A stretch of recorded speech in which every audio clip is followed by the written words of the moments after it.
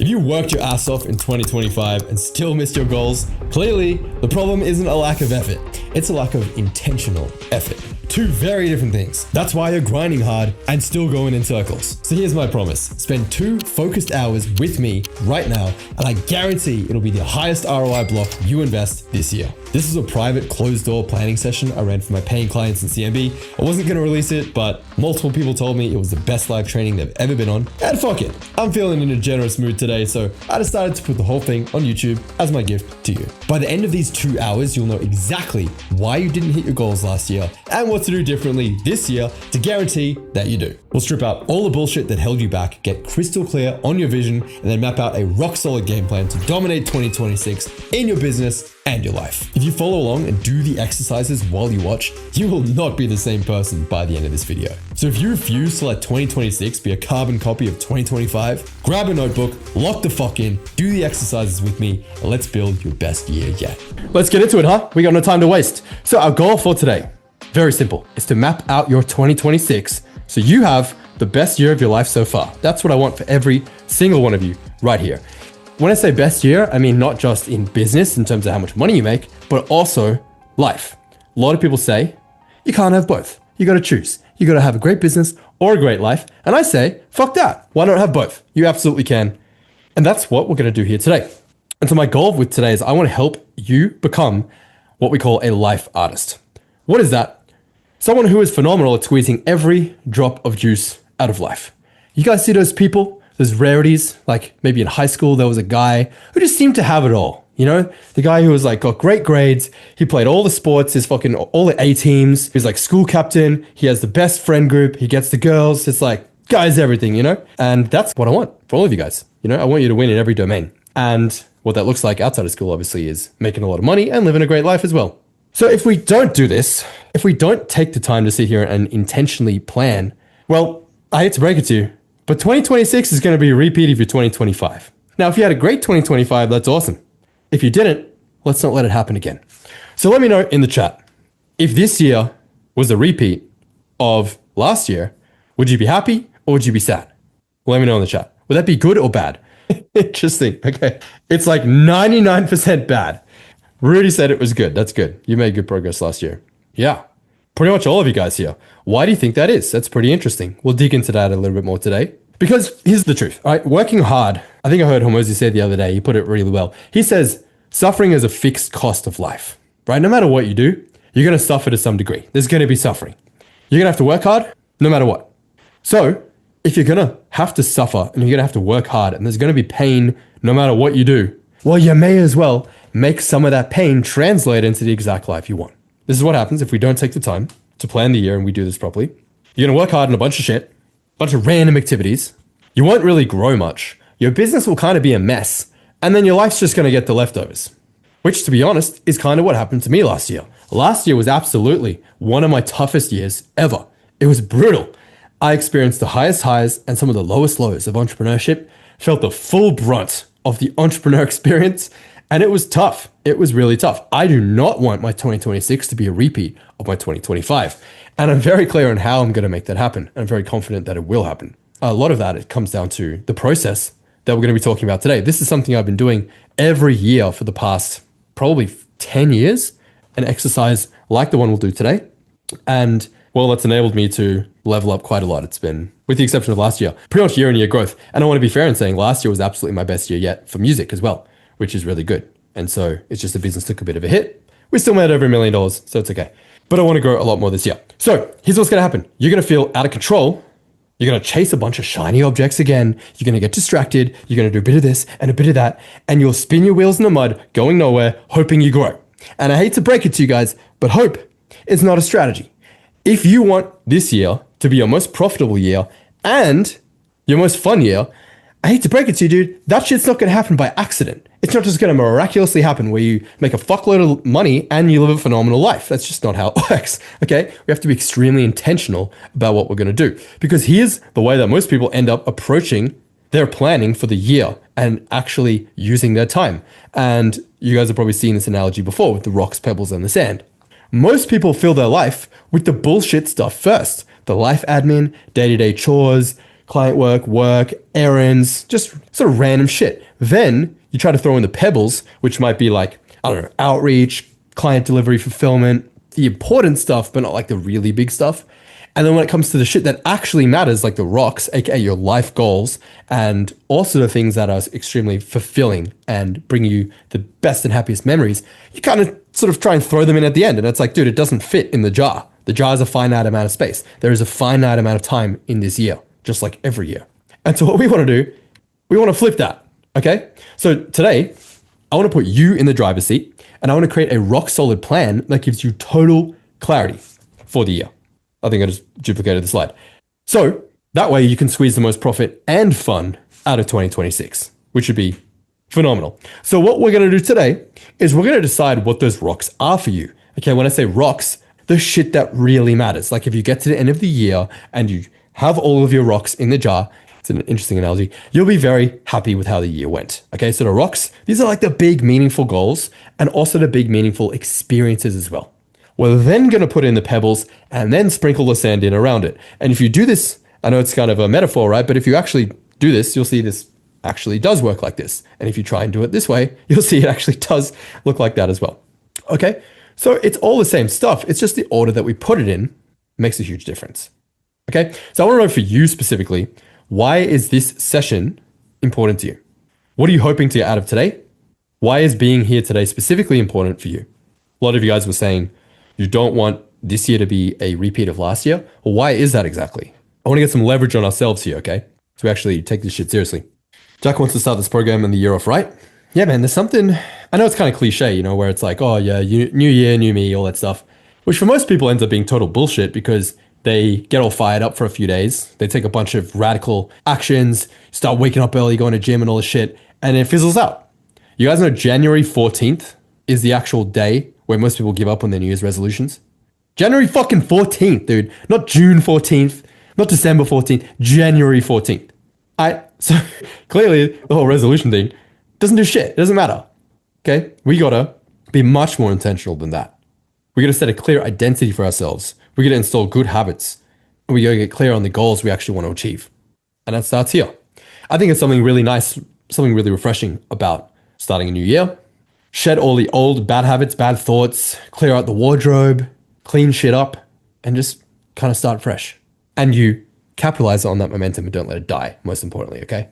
So what we're gonna do first, before we get to planning, we need to actually reflect on the year that's just gone and pull the lessons out of it so we don't end up repeating the exact same shit that we did last year. And probably for most of you, realistically, the last who knows how many years, you've been doing the same shit year in, year out. Probably, to be fair, for most of you, working pretty hard, but just not getting the results. Who here feels like they're working way too hard to get the level of results that you're actually getting?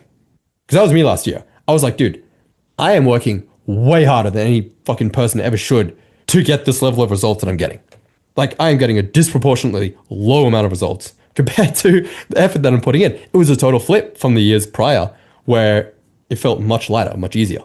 And guess what? Since I made this switch about a month ago, I'm working way less, making way more, getting better results. Everything's much better, much more streamlined, and way less stressful. So what we're gonna do, we're gonna do a little 2025 Wrapped.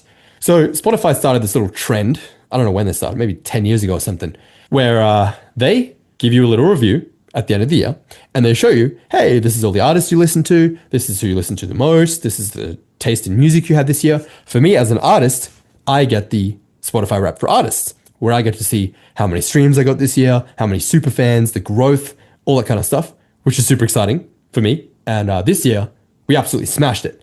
So I, pretty interestingly, have doubled my streams every year for the last 10 years in a row. So I started making music 10 years ago, had my first release in Spotify 10 years ago. And every year since the first year, I've doubled the amount of listeners and streams that I've got. To the point where this last 12 months was 23 million. Which presents a hell of a fucking challenge because that means I'm gonna have to do 50 million streams this year if I want to double.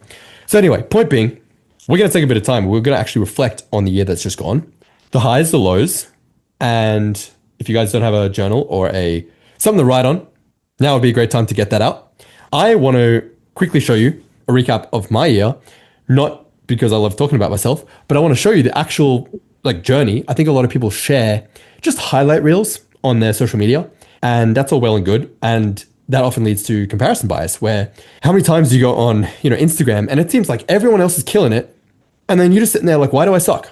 Can anyone relate? You're like, everyone else seems to be living the best life ever, getting all these great results, traveling, having the time of their life, and I'm just sitting here like working, living a boring life, not getting great results.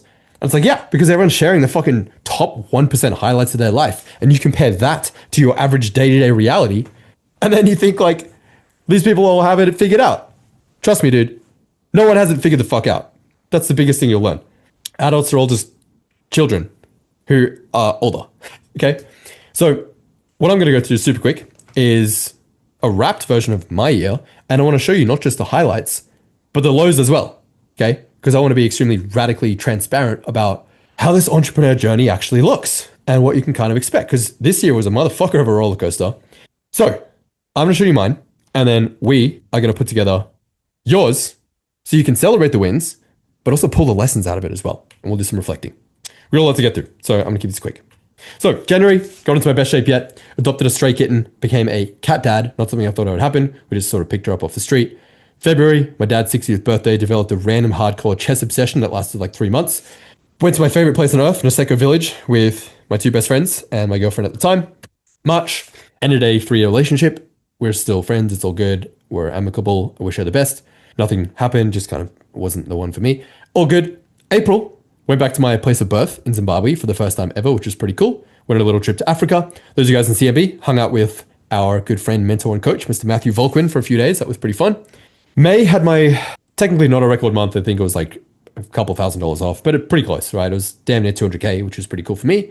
I had a track go super viral on Spotify, break the viral Spotify charts in like 32 countries, hit 2 million monthly listeners at some point, which was absolutely insane. And in total did about 23 million streams. You can see the growth there on the bottom left, which is pretty insane. June though, business took a fucking nosedive off a cliff and went from like, nearly 200K a month down to like 60. And I was like, just out of the blue. And I was like, what the fuck's going on here? Had to really dive in and fix that. So for me, June to November was an extremely difficult and stressful period. About 6 months of just figuring it the fuck out. Investing in a shitload of mentorships, coaches, masterminds. I think I was in about 3 masterminds at the same time just to learn what's working, because things that had previously been working for me for the last many years just all of a sudden stopped working for no apparent reason. And I was like, okay, I need to figure it the fuck out so I could dig myself out of this hole.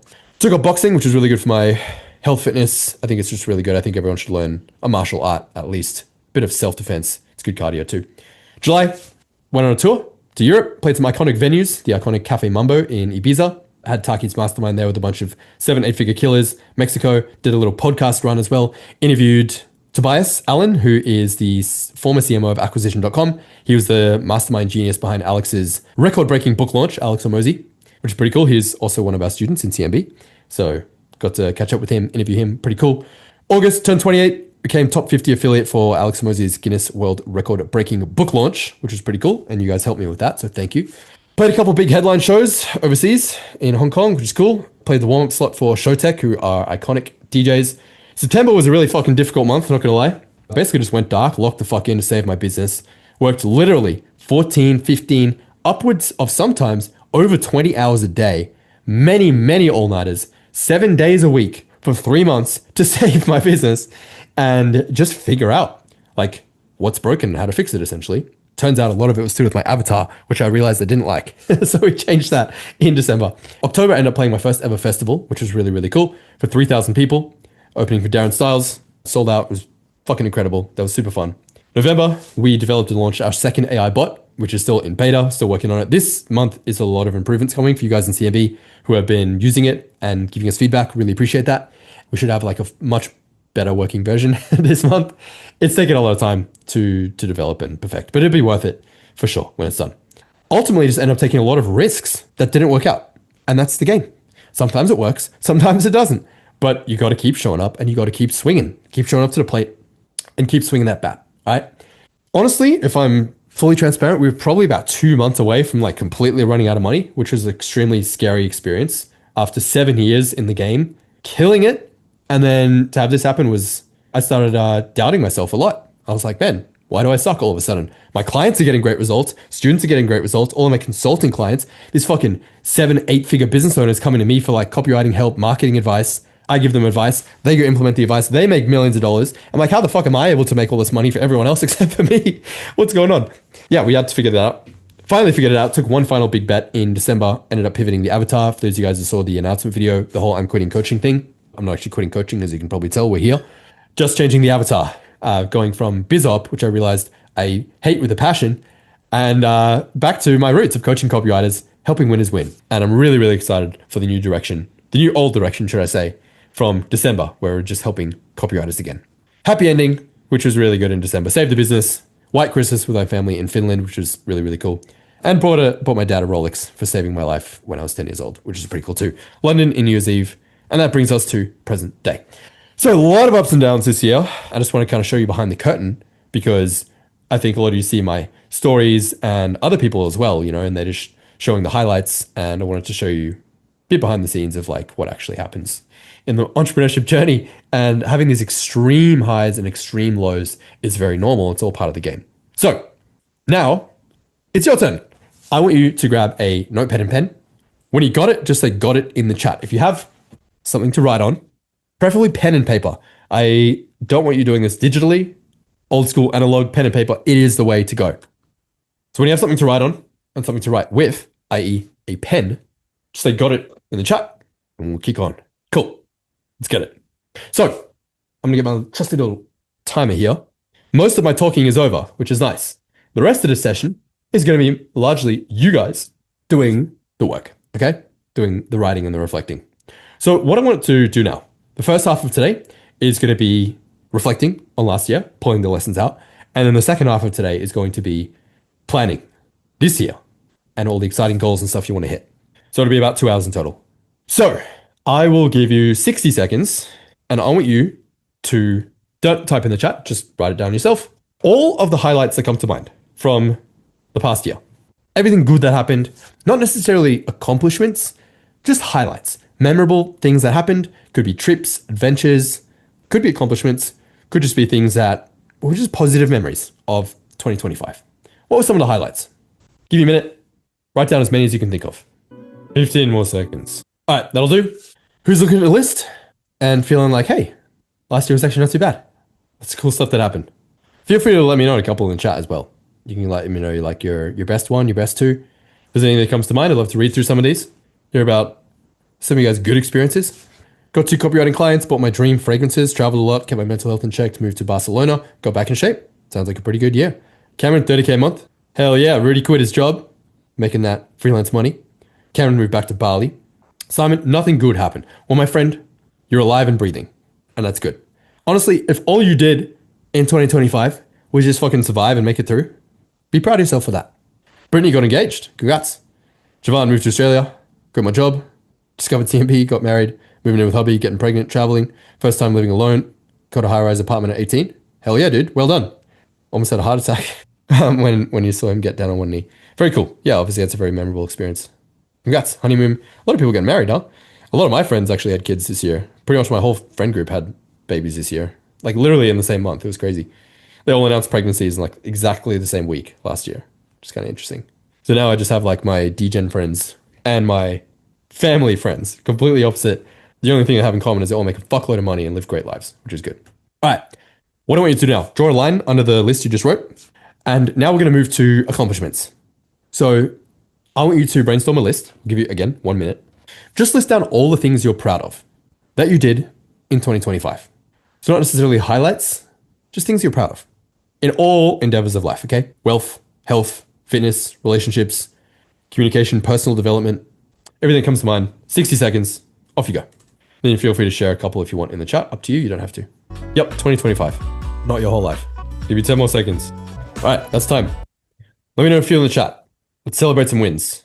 Any and all wins from 2025. Let her rip. For Zen, able to get my first client. Quit drinking. That's pretty huge, man. Well done. Can't say the same. Evolved musically. Very cool. Face fear of looking clapped. Got a buzz cut. Do you have a buzz cut? Dude, you gotta send me a fucking selfie of that. I don't know you got a buzz cut. Got a PT, worked on getting stronger. Very nice. Hit 110 kilo Zercher squat. I don't even know what that is. but that sounds heavy, so congrats. I actually did my first squats ever. I think it was New Year's Eve, and did 120 times 8, which was pretty cool. Since before I broke my leg, I think I was doing like 120 times 6, which means I'm actually stronger after I broke my leg, which is pretty cool. Zane, fucking killer, went to $44,000 in 1 month, wasn't it? Last month? December was a 44K month for you, wasn't it? That's definitely something to be proud of. Well done, man. So good. We've been seeing all your wins in the CMB chat, which is really, really cool to see. Starting an online business, having my first $3,000 day, got closer to God, left my job. Not bad, dude. Well done. Well done, Javon. Became a granddad. Woo! That's exciting. Congrats, Stephen. Cool. Okay, so you got your 2 lists. Now, it's time to pull some lessons out. So I will give you another 60 seconds. I want you to reflect on, looking at your lists that you just wrote down, what worked in 2025 that you did that got a result that you liked? What actions did you take to get a result that was favorable, a positive outcome? Too many people, entrepreneurs are fucking notorious for this. We do something once and it works, and then we never fucking do it again. I'm also guilty of this. People at all levels of entrepreneurship are guilty of this unless we're cognizant and remind ourselves to repeat successful actions. Too many people go, wow, that worked really well, and then never fucking do it again. So let's actually pull a list out of things that we did that actually worked to move the needle, and maybe we should keep doing those things in 2026. What do you think? So I'll give you 60 seconds. Brain dump a big list of shit that worked. Those are the things you should keep doing in 2026. Okay, give you a minute. 10 more seconds. Feel free to let me know if you're in the chat if you want. All right, that's time. Let's hear a couple. Congrats, Devin. Very cool. Getting back in the gym, sold your game consoles, got rid of the other time wasters. Yeah, I will tell you there's not much room for gaming in a high performer's life, unfortunately. Probably something you should give up. So good job. If I then used our reverse outreach method to get clients, got a bit lazy when the money came in. Yeah, you got to keep your foot on the gas, my friend, till you're at least at 10K a month. But I tell you, the more you make, the harder it gets to stay motivated, because in the beginning, you're motivated by moving away from pain, where you're like, I just want to get the fuck out of my situation. I'm just sick of being broke all the time. So you work your ass off, you make a bunch of money, and you're like, oh, my life's pretty good now. And then you start to coast. And if you're not careful, it's very easy to fall off. And you find yourself back to where you were when you started. And you keep going through that cycle again and again and again. Okay? You got to find new sources of motivation. Because I tell you, when you're at 100K a month, it's pretty fucking easy to coast. Yeah, my life's chill. You know, what I got to work so hard for, right? But you got to expand your horizons. Pretty much all my friends this year have, for the most part, cracked $1 million a month. So me, I'm like, fuck, dude. All right, time to level up.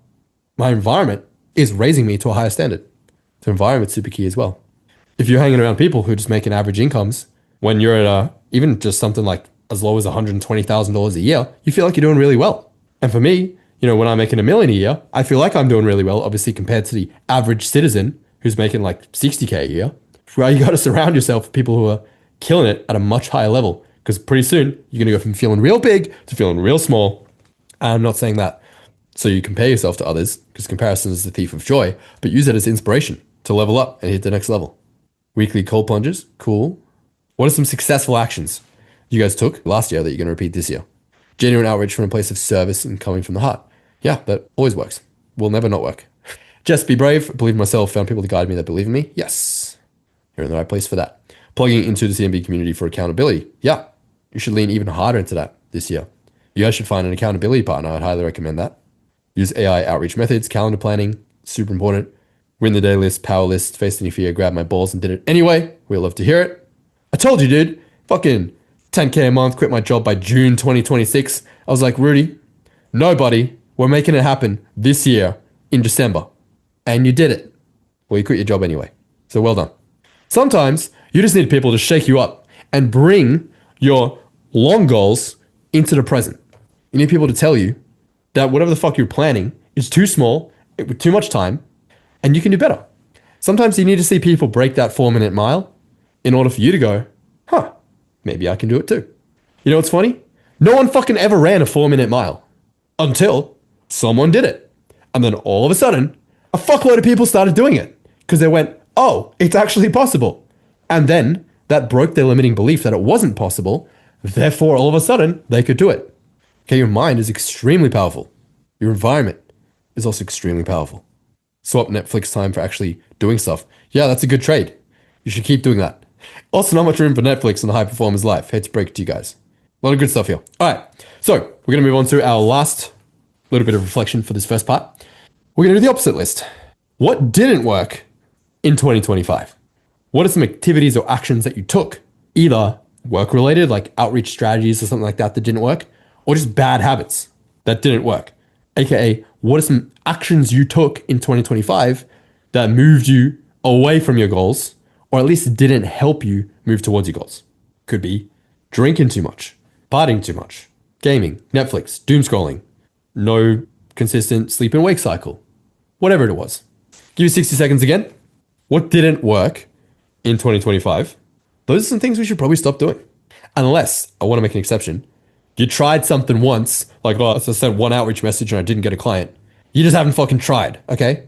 So with the exception of those, things you actually really, really properly tried and it didn't work, okay? Or realistically bad habits and things that dragged you away from your goals. 60 seconds, 10 more seconds. All right, that'll do. Let's hear someone in the chat. Jared says way too much screen time. Honestly, I would say 3 hours a day is probably one of the lowest I've seen. You know, the average person has about a 7-hour day screen time on their phone. I can tell you that's not time they're using productively. So if you feel like it's too much, then definitely you can lower it.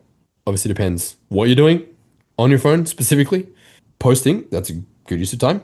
Consuming, maybe not. But tactical consuming, i.e. looking for inspiration for content, that's okay. That's a good thing. In fact, that's something you might want to increase.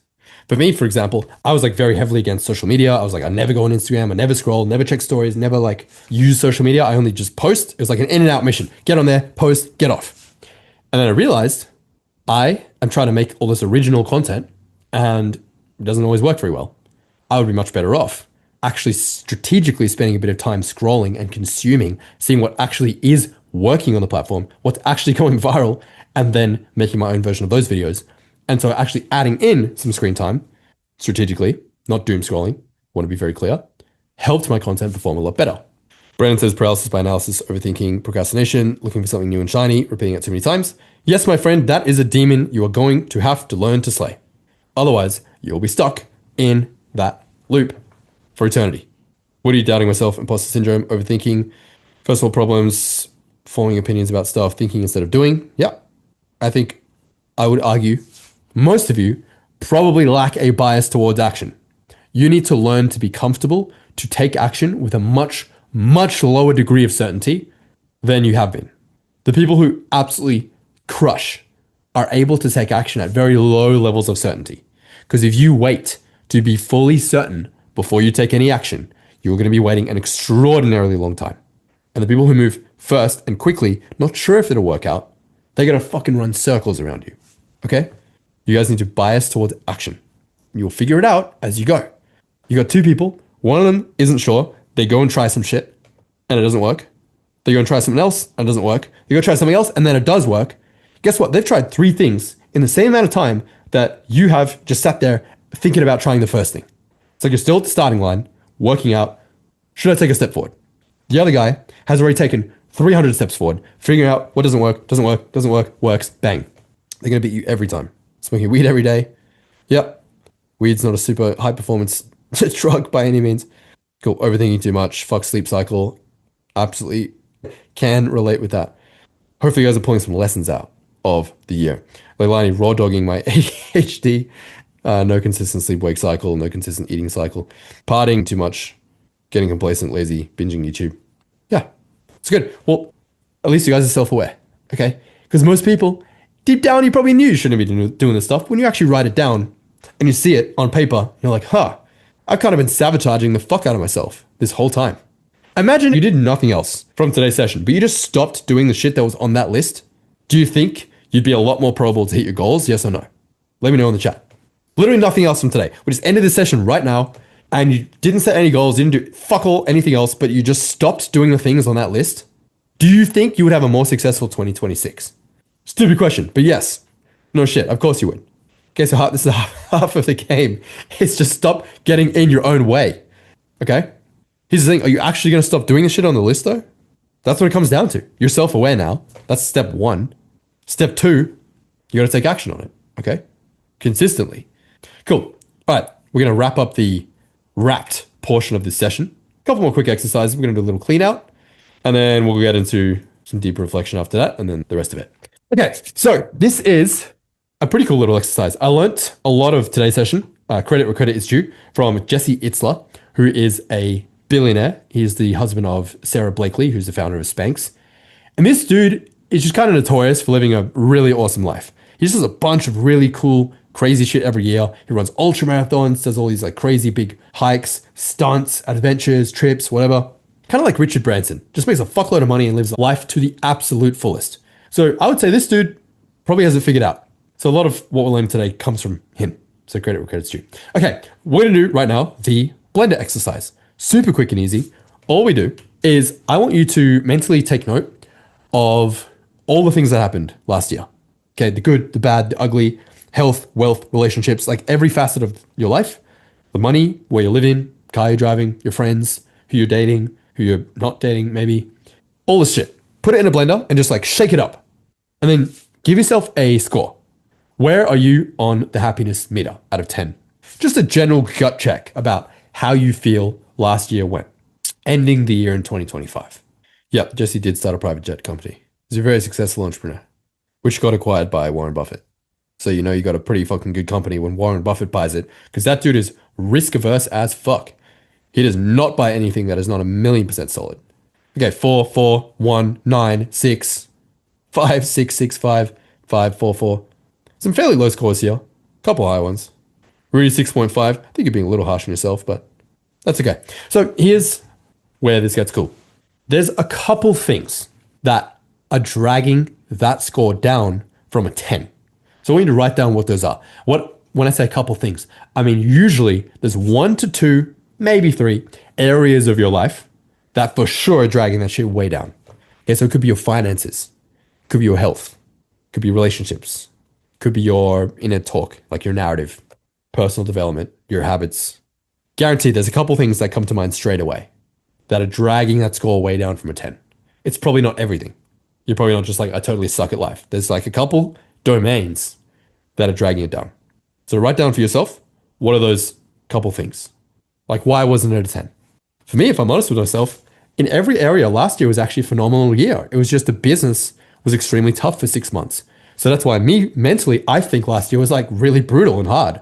And it definitely is not a 10. But aside from just that portion of it, it was probably like a 9 or 10 out of 10 year. So for me, I'm like, okay, that's clearly the one thing that's dragging it down. That's what we're going to work on aggressively this year. So whatever those couple domains were, those are probably the things you're avoiding, hiding, running away from, or just not putting an appropriate level of action into that you need to work on this year. If you're brave enough to share in the chat, fire away. Fitness and finances, money and relationship, finances, health, money, management, focus, finances, health, seeing a lot of finances, lack of sleep. I feel you on that, my friend. That would be the other one for me. Finances and just absolutely torching myself with lack of sleep. If I fix those two, this year will be very, very good. Okay, cool. Now we're aware. Was this helpful so far to have some awareness around some of this stuff? It's where it all starts from. It's being radically honest with ourselves, okay? What I want to do now is a little bit of a 2025 clean out. Just like I think it's a healthy habit or idea, this is actually what Jesse suggests, is every year he, start of the year or end of the year, cleans out his closet. It's just like kind of a small random thing. You know, but he always says, I go through my closet and anything that's not like a hell yes, I'm keeping this. If it's like a 50-50, like, I don't know, I don't really wear it that much, like I'm not sure. He just throws it out. And by throw it out, I mean like donates it to charity or something, you know, there's clothing bins or whatever. He's like, there's probably someone who needs this more than me. Gets rid of it. So I think that's pretty cool. I think it's a good exercise. I think probably a lot of you should do that. I think it's more important though to do a mental cleanup, because I guarantee there's a lot of baggage you guys are carrying into this year. And if you are going to try and fucking gas it this year and go hard and go fast, right? If you try to climb a mountain, like if you have big goals this year, you're trying to climb Mount Everest, right? Do you think you're going to be probable to do that if you're carrying a fuckload of baggage from last year? You're carrying all the trauma, failure, stress, anxiety. You're like this guy here. Is this guy going to climb Mount Everest? Absolutely the fuck not, okay? He's weighing himself down with all his baggage. So what we're going to do, we're going to take 2 minutes right now. I want you to brain dump all of the open loops that are still taking up mental space. Because those things, believe it or not, if you consciously think them about them or not, they're taking up RAM. They're taking up valuable mental space. They're robbing you of your energy and your focus. So if you find yourself continuously wandering, or your mind just sort of shifts or wanders to just these random thoughts, random things that have happened, experiences, if you're anything like me, I'm extremely hard on myself. I'm like a fucking perfectionist, right? I still, 8 months later, replay conversations in my head of like, oh, I should have said this instead of that. If I said this one line to that girl at this exact time, I would have like taken her home. Or if I said this one thing to that guy, if we were like become good friends with him, and that could have led to like a networking opportunity. Or if I said this to this promoter at that time, I could have like probably booked that gig. He's like a big time, I'd be like touring the world, and I'm just like, dude, let it the fuck go. You know what I'm saying? So, but the thing is, it's still taking up space in my head. Just randomly, just like those sort of thoughts just continually pop up in my head. Obviously, like having ended a relationship and stuff, there's still like open loops there too. What I want you to do is just list out privately in your journal all of those open loops, conversations, things that just never really got any closure. Could be the client that got away. Probably a lot of you were just like, fuck, I should have said this. Instead of this reply on email, I should have said this. On a closing call, a sales call, you're like, I fucked up that call. I should have closed the guy, but I didn't. All those sort of things. The baggage. Just dump it out. Business, life, all of it. Give you 2 minutes. Super important we do this, okay? 2 minutes. Let's go. 30 more seconds. You guys are doing really well. Keep it up. All right, bring it home. Last one. Cool. That'll do. All right, I'm not going to ask you guys to share these. These are just private. Is anyone surprised by like how much shit is on the list? Is anyone like, I can't believe I'm still thinking about this crap? Literally months later. Unbelievable how much shit we carry around in our heads. So here's what we're going to do about it. I want you to put a star next to all the ones that are currently in your control, i.e. loops you can actually close. If you need to finalize a deal, a conversation, add some closure to something, maybe there's a hard conversation you're avoiding, guarantee fucking all of you are avoiding a hard conversation, at least one hard conversation that all of you need to have. Put a star next to it. Okay, done? I want you to let me know actually, how many have a star out of how many that you wrote down. So if you had 2 with a star and like 10 total, just write in the chat 2 out of 10. So again, you're going to put a star next to all of the ones that are in your control, loops you can actually close. If it's a conversation that happened in the past with a random girl at a bar, that's fucking absolutely not in your control at this point in time. Okay, what I'm saying in your control, I mean right now. If it's in the past and there's completely nothing you can do about it, given we cannot go back in time, that's not in your control, okay? I don't mean in your control in the moment, I mean in your control now. I just want the numbers, okay? Most in your control, not in your control, 3 out of 3, 50%, 2 out of 8, 2 out of 4, 1 out of 11, 2 out of 2. I feel like you guys have a lot more than 2, 3, 4. If you really think about it, there's probably at least 10 things that you're still holding on to. You just might not think of them consciously right now. 14 out of 18. Okay. All right, so here's what we're going to do. Put a little note down to each one. The ones with a star, okay? The ones that you're actually in control of, that you can finalize. You can close off those loops with a text message or an email or a face-to-face conversation. Write down when you're going to close those loops. Most of these realistically will take like a minute or maybe 5. And ideally, I want you to close them today, like right after this call. If it's a literal 10-second thing, do it right now. One of my things, for example, is I'm going to write a few like handwritten letters to some people I want to thank. One to my ex as well, just to reflect on our relationship, maybe bring a bit more closure to it, that sort of thing. Because, there's a lot of things that are just perpetually going through my mind every now and again. So I'm just going to put it all out in a handwritten letter. Okay, done? Now, here's the cool part. All the ones without a star, i.e. the ones that are not in your control, you cannot do anything about, that are in the past, conversations, should have said this, should have said that, should have done this, should have done that, I said something stupid, whatever it is, those things, no longer in your control. The ones without a star. I'm going to look at each one of them, soak it in, accept what happened, accept you can no longer do anything about it, breathe it in, and then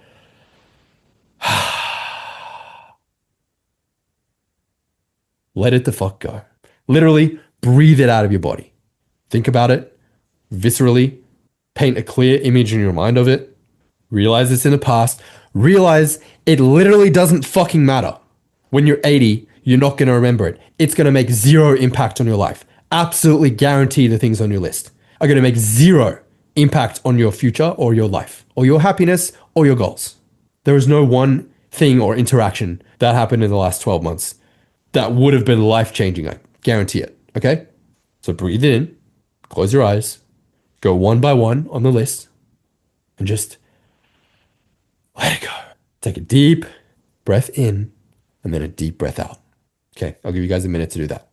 Just literally feel the stress leave your body. Feel yourself becoming lighter. Feel the baggage dropping off. Like just like you're carrying a fucking heavy bag. Just let it go. 20 more seconds. You're doing well. All right, that'll do. Wrap it up. If there's more you want to do later after this call, you're more than welcome to do that. Who here feels lighter immediately? Just as a result of doing that just then.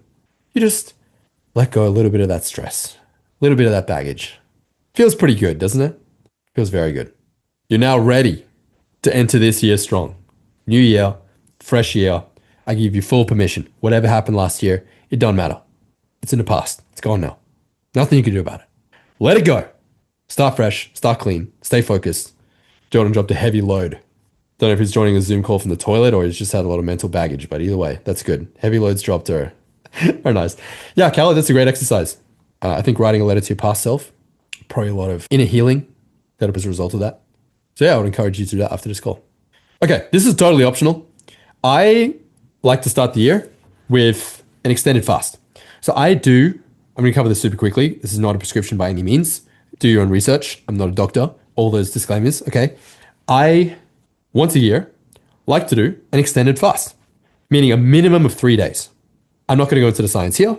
If you want to learn more about it, we have a call that we've done in the past. I think it was 2021. Go through the CMB vault. I'll send it to all you guys in CMB after this. I just think it's nice to do a physical cleanse, as well as the mental detox we just did, a physical detox. So a 3-day fast provides a powerful cellular detox. Literally, your body clears out all the junk that's inside it, from bad foods, from smoking, from drinking, from drugs, from literally all the toxins that are even just in the air that you breathe in on a day-to-day basis.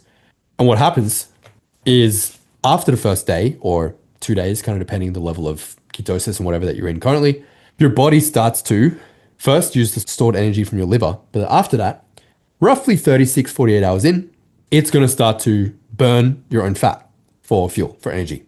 Part of that is a process called autophagy, where your body literally cleans out the crap that's inside it and like eats it away and shits it out. It's kind of scary and remarkable. 5 days into my fast, literally no food for 5 days, I was still shitting stuff out. Just goes to show how much crap is in your body. It's ridiculous.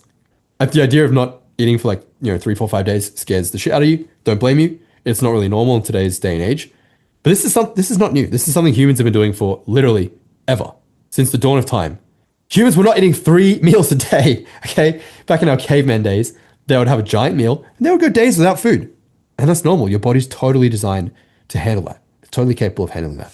So I'm not going to preach this. I'm not going to push this onto you, okay? This is something that generally interests you. Highly recommend it. I think it's a great time to do it, start of the year. We do a mental cleanse, we do a physical cleanse, and you're ready to enter the year strong, okay? So if you want more info on that, again, I'll send the link out we did a training on this in 2021, and yeah, you guys can go through it. If you are going to do this, you need to do it properly. I want to make that super clear. Do not just stop eating for 3 days. I mean, you could do that. That is fine.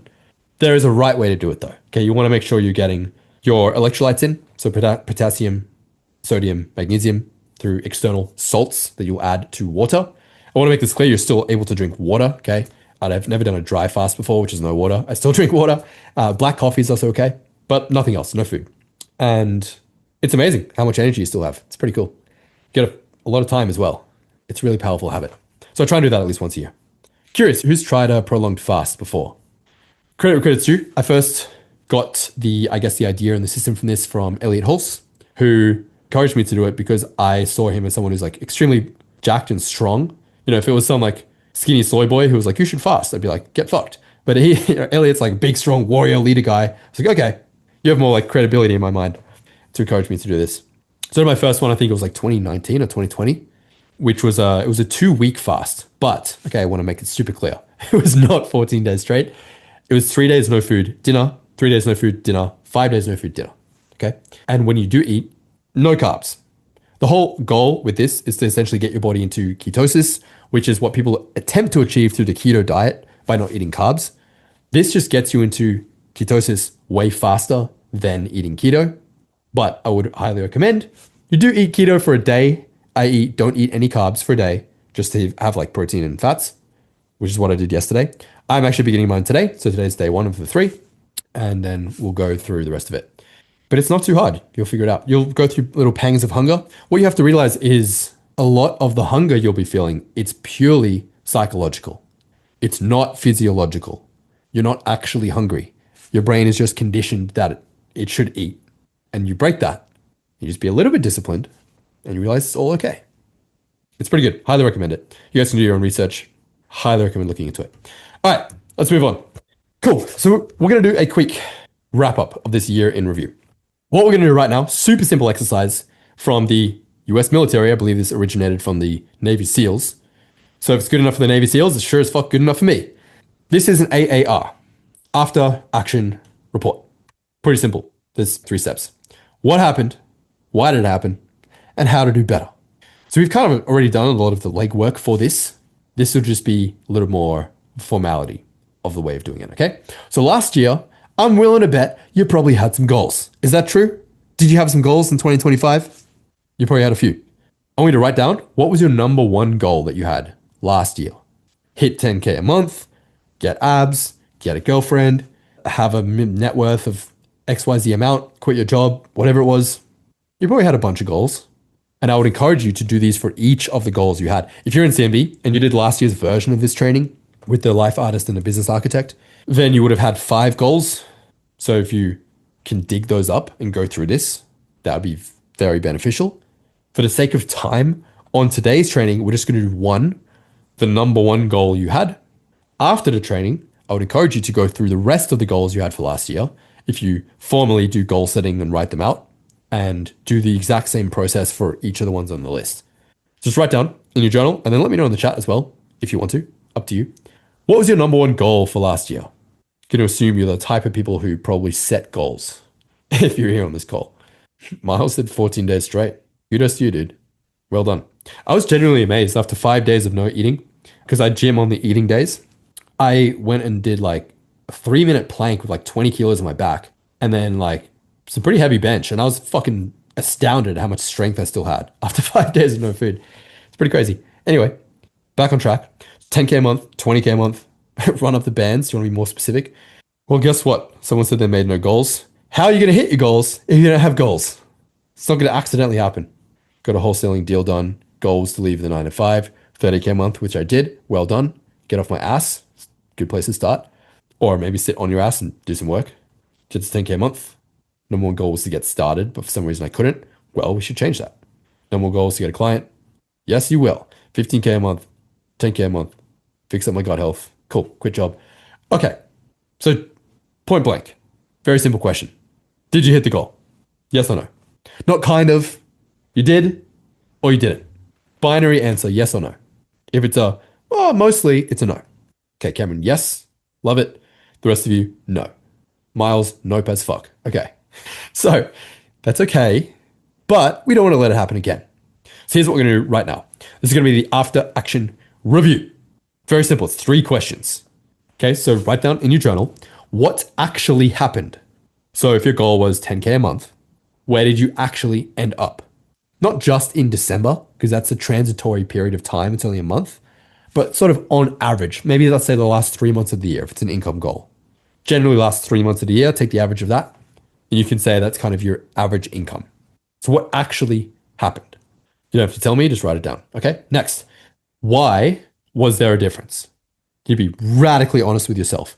If your goal was 10K and you made 5K a month income, why? Why didn't you hit 10? I'll give you 60 seconds. Like, I want you to actually reflect on this properly. What are all the factors that led to you not making 10K a month, or 20, or 30, or 50, or 100? Give you an example. For me, I airballed the fuck out of my goal. My goal is 300K a month. I'm still at 100. That's a big miss. Why? Wrong market, not enough ad spend, and if I'm honest with myself, probably a lack of skills when it comes to doing conversion mechanisms like webinars, like challenges. I have realized I give way too much value on webinars, challenges, etc., live workshops, that sort of stuff, and basically fill everyone's need, and they have no reason to buy, which I kind of hate doing it the way you're supposed to do it, but the way you're supposed to do it is the only way that works. So as a result of that, realizing I had a skill deficiency, I invested a lot of money into learning how to do webinars properly. The actual proven structure that you're supposed to follow, as opposed to me just giving a bunch of value and then hoping people want to buy shit afterwards. That's not how it works. I wish it was, but there's a very intentional, strategic way of doing it. So now I know how to do it properly. And I'm a lot more confident. So those are 3 reasons why I didn't hit my income goal. Yeah, some people like you, Sanaf. We love people like you who do buy. That's great. Okay, should be done with this. Third and final question. Very important. If this is a goal you still have, what are you going to do differently this year, starting now, to ensure that you hit the goal? If it's not a goal you care about anymore, then throw it in the bin. It doesn't matter. If it's a goal you've abandoned and no longer care about, it's no longer meaningful to you, disregard this question. But if it's a goal that is still meaningful to you, which I'm assuming it is, if it's a 10, 20, 30K a month income goal, what are you going to do differently to ensure you hit the goal? I'll give you a clue. It's probably the fucking exact opposite of your answer to question number 2. Okay? Really get clear. Like, go into granular detail. I don't want vague generalist answers like, oh, I'm going to try harder, or I'm going to like maybe invest in myself. Like, super fucking clearly, what are you going to actually do differently, step by step, to ensure you hit the goal this year? Like, to guarantee you hit the goal. What are you going to do that it would be completely unreasonable that you wouldn't hit the goal if you did these things? Give me 60 seconds. All right, 10 more seconds. Yeah, lock in. That's pretty vague. I want a more specific answer than that. I'll give you a clue. Good place to start, as who was it in the chat alluded to, maybe actually taking revenue-driven actions. Maybe instead of throwing your time randomly at a wall and just kind of doing a bunch of random shit, taking intentional revenue-driven actions, like carving out, let's say, 3 hours, 4 hours, however much time you can, to do outreach. That would move you closer to your goals. That's much more specific than try harder, okay, or lock in. That's great. Feel all good. What does that actually look like? What does locking in actually look like? From 6 p.m. to 9 p.m., I'm going to send outreach messages. That's specific. And I'm going to do this outreach strategy in particular. Maybe reverse outreach, maybe DMs, whatever it is. Cool. Okay. We are cruising beautifully. We're actually right on time. Before we get to the second part of today, I want to hear, what are your top takeaways so far from today? We've done the deepest, heaviest work. Okay. This is the brutal honesty part, the not so fun part, but the very necessary part. Second half's going to be lighter. It's going to be more fun. But let me know in the chat. I want to hear from all of you guys here. What's been your biggest takeaways from today so far? Insights, lessons, things that have maybe come to the surface for you. What's landing? By the way, I love this little Santa hat Easter egg at the bottom left. Just randomly popped in there. Cool. Seek support and accountability. Cancel video streaming memberships. Good idea. I can tell you, I sure as hell don't have any streaming video memberships. I think that's a habit that's probably helped me. I watch maybe one TV show a year. I think last year was like Squid Game season 2 or something, season 3, whatever the fuck they're up to. Didn't even see the end of it. I watched like, I think the first, most of them, and then like I just didn't get around to watching the rest of it. And so I still have no idea how it ended. That could be a mental loop that I need to close, but it's not really taking up any RAM, so I don't really care. Stop doing what didn't work. Yes, anchor myself to my vision. Let go of 2025. New and fresh page. That's it. Give yourself permission to start fresh. Just give yourself permission to literally just be whoever you want to be this year. You know, the ideal person who you like love to show up as? They're just like, wow, I wish I could be the type of person who just like wakes up early, goes to the gym, does work, deep work, locks in, does the necessary shit I need to do, has a great social circle. Just start doing all that now. Just become the person. Just start acting as that person. Just give yourself permission. So I'm just going to try it on like a sweater or something. Just give yourself permission. Start acting as who you want to be. Yeah, so Javon, the difference is that made you not hit your goals this year. Start your day after gym with money-making tasks and not checking emails, etc. Yes, that's a phenomenal habit. Doing the deep work first before you get lost in other people's agendas, i.e. sand, motherfucker. It's other people's shit. Everyone else, has all these demands for your time, and you just throw it away. It's your most precious and valuable resource, and you just give that shit out like it's nothing. Time, literally the most precious resource on earth. Non-renewable. Can never get it back. Money, infinite resource. You can make as much as you want. Always replenishes. Time, never replenishes. Super finite, super scarce, very valuable. Stop giving it away to shit that doesn't matter. And there's going to be infinite demands on your time as well. So you need to be ruthless with who you give it to and how you allow yourself to spend it. And make sure you're spending it on those rocks first, and then the pebbles, and then you sprinkle the sand in around it. Do not be putting it in the sand first. Okay, other people's agendas, emails, texts, this, that. Unbelievable how much time people give away to shit that just doesn't matter at all. My 20-80, 80-20, I guess you mean, top revenue action driven. Well, for me or for you, because they're going to be very different. For you, for like fucking 99% of you, it's going to be outreach. If you're under 10K a month, if you're under 20, hell, if you're under 20 to 30K a month, outreach is going to be your number one needle mover. No question. Or if you're not there yet, actually developing your copy skills first, so you actually have a skill you can actually sell. That would be number one. And then outreach to get clients after you have a skill. Yeah, not hitting snooze. Great one. Yeah, that's exactly the point, Jack. You got rocks in your jar. You don't want the sand. That's the idea. Be brave, seek guidance, do the work, find a accountability partner, commit to 3 days a week, allow myself to have time to relax. Yeah, all good stuff. Okay, it's time. You guys know what's up. If you've done this training before, then you'll know what we're about to do. We're going to Taylor Swift the fuck out of this thing, okay? So, right now, you guys are probably feeling a little bit down. You're probably feeling a little bit like, a bit negative, a bit like, a bit unsure in yourself, a bit not confident that you can hit your goals. That is not a mind frame with which we want to be setting goals for ourselves. Okay, we do not want to be setting goals in a mental frame of small, in a mental frame of inadequacy, in a mental frame of I don't think I can do it, in a mental frame of I'm not confident in my ability to hit these goals and to execute. You're going to set small goals for yourself. And I don't want to do that. I want you guys to have big, juicy, exciting goals that are still realistic, but that you will accomplish this year, okay? So, before we get to the last little part of today, I need everybody to stand up. It's that time. Stand up. Now, I'm going to change my camera. There we go. Okay. Super quick and easy. We're going to do like literally 1 to 2 minutes of a little bit of movement. Okay? Movement creates energy. We're going to put ourselves into a much better state, much better, positive, more resourceful, happier state in order to set some badass goals. Okay? So I want everyone to stand up wherever you are. It's going to get a little weird. It doesn't matter. This is for you. Okay? Put your hands like this above your head. Try to stand back so you guys can actually see. Hands above your head, just like this. And I want you to lean to your left. Stretch it out and hold it there. That's good. Back to the middle. See if we can turn the cameras on so I can see everyone. That'd be kind of funny. If you have a camera, turn it on. I want to see everyone doing the shit. Okay, very good. Other way, to the right. I see people sitting. I shouldn't see people sitting. I want to see everyone standing. Very good. Leilani, I want to see you stand the fuck up. Very nice. All right. Hands on butts. To the back. Lean back. Just like that. Feel the stretch. Very nice. You guys didn't think you'd be part of a yoga class today, huh? All right. Touch the floor. Straight legs. See if you can touch your toes. Down you go. Oh, yeah. Feel the burn. Very nice. Oh, yeah. Good morning. Now, we're going to get fucking weird, guys. You ready for it? We're going to Taylor Swift the fuck out of this thing. I'm not going to play Taylor Swift music, though, to be clear. What we are going to do, we're going to shake it out. Okay? You're going to jump up and down. You're going to shake around like a madman. You're going to make a weird noise. I want everyone to unmute. You're going to jump around just like this. And then shake it out.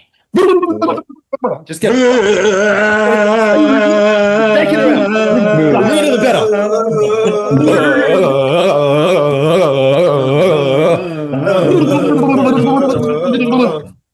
Get out. Take that shit out. Get rid of 2025. We're shaking that shit away, okay? Shake it out. Come on. Let's go. Very good. 5 more seconds. All right. Very nice. You may be seated. My housemates are going to be extremely confused. Luckily, I don't give a single fuck. Let's get into it. Who here feels much better than you did literally 2 minutes ago? Isn't that amazing? You can just do that for free anytime you want and immediately feel better. Pretty cool, isn't it? Anyway, it's time to switch from playing defense to playing offense.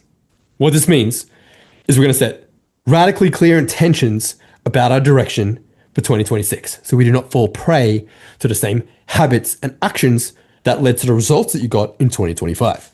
i.e., we're here to build a life by design, not by default.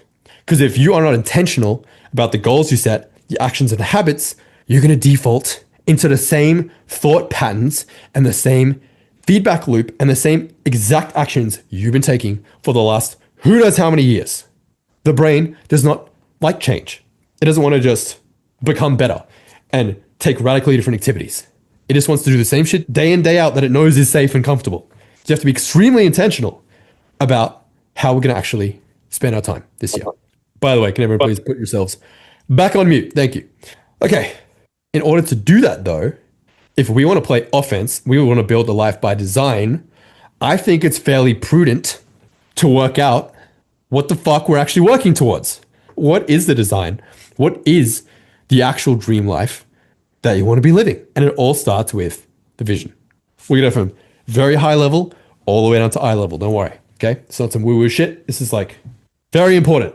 Literally the most important thing you can do is be super clear on your actual vision for your future and your life, what you actually want out of life, what you actually want your dream life to look like, not what someone else wants, not what your friends have or want, or what your parents think you should have or want, or what anyone else in society thinks you should have or want. Fuck everyone else. Okay. This is about you and your goals, what you want and what you want for your life. Okay. So I'm going to give you 3 minutes. I want you to get that journal out and I want you to let it rip. Don't filter it. Just start free flow writing, answering this question very simply. What do I want my life to look like in 3 years' time? I think it's fairly hard to try and foresee 5 years, 10 years, 20 years. It's a bit too ethereal. You know, it's kind of just a bit, who really knows what's possible? 3 years is a good amount of time where you can make an extreme difference in your results, in your life, in your progress. But it's still tight enough that we have to kind of think within the realm of possibilities as well. All of you could become a millionaire in 3 years. That's for sure possible. Could you become a billionaire in 3 years? Yes, technically possible. Extremely unlikely. You got to definitely have a work ethic to back it up. So I'll put some music on and I want you to answer that question very simply. What do you want your life to look like in 3 years? Good place to start. I wake up and go. Where are you? Where are you living? What kind of money are you making? What kind of shape are you in? What's your health like? Your fitness? Your relationships? Who's around you? Who's in your life? Who's not in your life? Who are you spending time with? What do you spend your day doing? What are your weekdays like? What's your weekend like? What's your dating life like? Do you have a family and kids? Are you a full degen sleeping with as many women as possible? Whatever. Again, no judgment. It doesn't matter. You're not going to share this. This is for you and you only. So again, I don't want you to write down what you think anyone should want or what's appropriate or not appropriate. Literally, this is just for you. So write down whatever you want. I'll give you 3 minutes. Okay. Off we go. 1 more minute. Really go into detail. When are you waking up? When are you going to bed? What are you doing? Who are you hanging out with? What's your day-to-day look like? What does your body look like? What kind of shape are you in? How do you feel internally? How do you feel about yourself? The person you see in the mirror looking back at you. How do you feel about that person? What's the inner voice in your head? Keep going. You guys are doing well. I want you to fill at least 2 pages. Don't filter it. Just write. Where are you living? What does your social circle look like? What kind of trips are you taking? How often? Where are you traveling to? What kind of class are you flying in? What kind of car are you driving, if that's something you care about? What kind of food are you eating? Are you looking at the price tag in the menu or are you just ordering? How do you feel on the inside? How many hours a day are you working? What do you get to do with your free time? What do other people think about you? Do they admire and respect you? Do you admire and respect yourself? What habits do you have? Okay, wrap it up. 10 more seconds. 5, 4, 3, 2, 1. We're done. I was on the wrong slide the whole time, I just realized. Anyways, how's that feel? Who's looking at that page and feeling pretty excited? If that was your life in 3 years, would that be a fuck yes or would that be a fuck yes? Let me know in the chat. If that doesn't excite you, like a 10 out of 10, go back and revisit it. Add more to it. Who here feels clearer about your future direction? This is North Star. This is not tactical, granular. This is like big picture stuff. This is life by design. It's removing all the limitations, what you think is possible, not possible, your own current circumstances. None of that shit matters. You can make anything happen in 3 years. Rui says it feels as clear as a fucking witch's crystal ball. Perfect. We love that. Do you think Rudy's going to be more probable to achieve his goals if he feels clear as a witch's crystal ball than someone who has literally no fucking clue where they're headed in their life and they're just like drifting like a leaf in the wind? That's how people start out with goals and they end up spiraling off to fucking Pluto, okay? You know, an airplane is technically off course all the time by like 1 degree, 2 degrees, and the autopilot just boop, nudges it back into line. You know what would happen if it didn't do that? If it was just 1 degree off, it would end up literally thousands of miles away from where it was supposed to land. This is no different. This is your North Star. This is your compass. This is what you're working towards. Keep it front and center. Keep it clear. Read it as often as you need to. Hell, I would recommend you read it every single day. I don't personally. I read it every now and again. But for a lot of you, I think that would help a lot. Okay, let's land this plane. We got like 20 more minutes. So what I want to do right now is that should say 2026, my bad. Still living in the past, apparently. We're going to pick your 2026 mantra. So what is this? This is like a little catchphrase. This is something that encapsulates the theme of the year for you. Could be a word, two words, 3 words. Something that effectively summarizes the kind of year you want to have, the kind of person that you want to be this year. So what I want you to list out is a few things, just a few different options that your mantra could be. I'll give you some examples. Some of my past ones were, I think 2022 was like full gas, where I was basically just like, I'm going to be like a fucking bull in a china shop and just brute force my way to my goals. Don't care how much I have to work. Don't care how much sleep I have to sacrifice. I'm just going to brute force it. Turns out that works, but not for a super long time. Okay, it's not exactly sustainable. But it did what I needed to do in that period, right? 2022 was also kind of a difficult year. Some other past ones I've had where last year was world class, where I was like, I'm just going to operate. And it was more about the actions and the habits and who I'm showing up as. Another year was turning pro, where I was like, I'm going to do what a professional would do. So for example, with my content, I'm going to email daily. I'm going to upload reels, post Instagram daily. You know, I'm going to YouTube once a week, etc. I'm going to operate like an actual goddamn professional instead of like an amateur. Last year's one was pretty good, world class.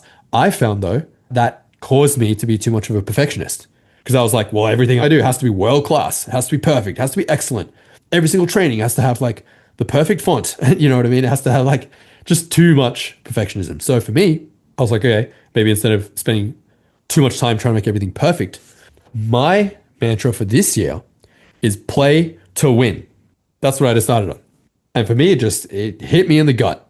You should know it when you have it because it should just feel right. Something should hit you in the chest. Those words should really resonate with you. And you should feel like, fuck yeah, that's it. That's the one.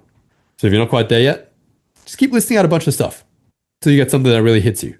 For me, play to win. What does that mean? It means stop playing defense. Instead of playing the game, which I felt I was last year, I was just playing. I was like just playing. Like your random get soccer, Monopoly, whatever the fuck. I was like a game. I was like, oh, I'm just going to play the game. You know, I'm going to do shit. But I wasn't playing to win. I wasn't playing to fucking crush. I was just playing. Now, very much more intentionally focused on playing to actually win, playing to get big results, putting my nuts on the table, tripling, quadrupling, 10xing my ad spend to hit big revenue numbers, $500,000 a month, $1 million a month even. Maybe not $1 million, I don't know, it's still a side hustle, but you get the point, okay? It's like being much more intentional with my actions and focusing on revenue driving activities, not just a bunch of activities. Anyways, that's mine. Yours may be different. So throw a bunch in the chat. It's important. This is kind of like your theme of this year. Play offense. I like that. That's a good one. Massive action. Recovery, restoration, redemption, focus. Phenomenal word. Being actual intentional about the work you're doing. Actually, you know, there were days I would just open my laptop with like literally no fucking plan and just do a bunch of work and then close it after like 15 hours and be like, what the fuck did I actually just do? What did I even accomplish? Like just doing a bunch of random work. You know what I mean? It wasn't like extremely intentional. It wasn't, here's my exact step-by-step plan of what I'm going to do today. Here's a timer, start the timer, do the deep work, get the result. Okay, that's what it should have been. That's what it will be this year. It was too mindless. Okay, aggressive pursuit of my goals. Cool. If it works for you, it works. Right? There's no right or wrong answer. Do it now. Great one. Yeah, if you're someone who struggles with procrastination or overthinking, do it now. Great one. Just rip the band-aid off. Take action and trust. Nuts on the table. Good one. Yeah, dude, I've been a fucking pussy with my ad spend for like way too long. I don't know why. It's just like, for some reason, my ad spend like barely increases for years on end. To be fair, this was a side hustle. My goal was 10K a month. We hit well past that into the 100K range, you know what I mean? 100 to like 160-ish K a month, fluctuating for give or take the last 5 years. And so I was like, all right, yep, that did what it was supposed to do. But now my goal has increased. I'm like, let's see how far we can push this thing. Instead of just keeping it as like a little side hustle, $1 million a year, let's go for 3. Let's go for 5 million a year. I want to buy a McLaren GT. All right, that's my fucking motive. It doesn't matter. It doesn't have to be some honorable shit. Of course, I want to do good things in the world too, and I will. But that's my like selfish motive to make more money. As a result of that, I'm able to give more. You don't see a clip. I gave my dad a Rolex for Christmas because he, long story short, saved my life when I was 10 years old. I got some super deadly disease. I was supposed to honestly die in my sleep, but because my dad woke me up in the middle of the night, took me to hospital, that's the only reason I lived. And I'm very grateful for that. I feel like I never got to thank him properly. So this year, I was meant to give it to him for his 60th birthday, which was in February, which I missed. But I was like, I'm not missing Christmas. So I got to give it to him in Finland on Christmas Day. It was very, very cool, very wholesome. His reaction was incredible. Worth every minute. Took a very long time to get that watch. The journey of how I got that watch was absolutely fucked. I'll share it another time. It was like super long story short. Basically, I've been on the waiting list for this watch for like 2 years. And if you guys have tried to buy a Rolex before, you can't just go in and buy it. You have to be on a waiting list, play this whole game.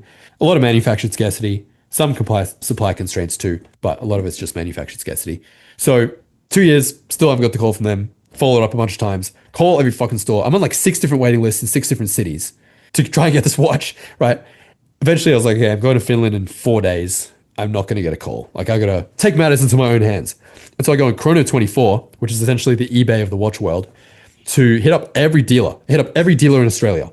I was like, if you can guarantee this watch gets to me before Friday, so on Thursday, I will buy it right now.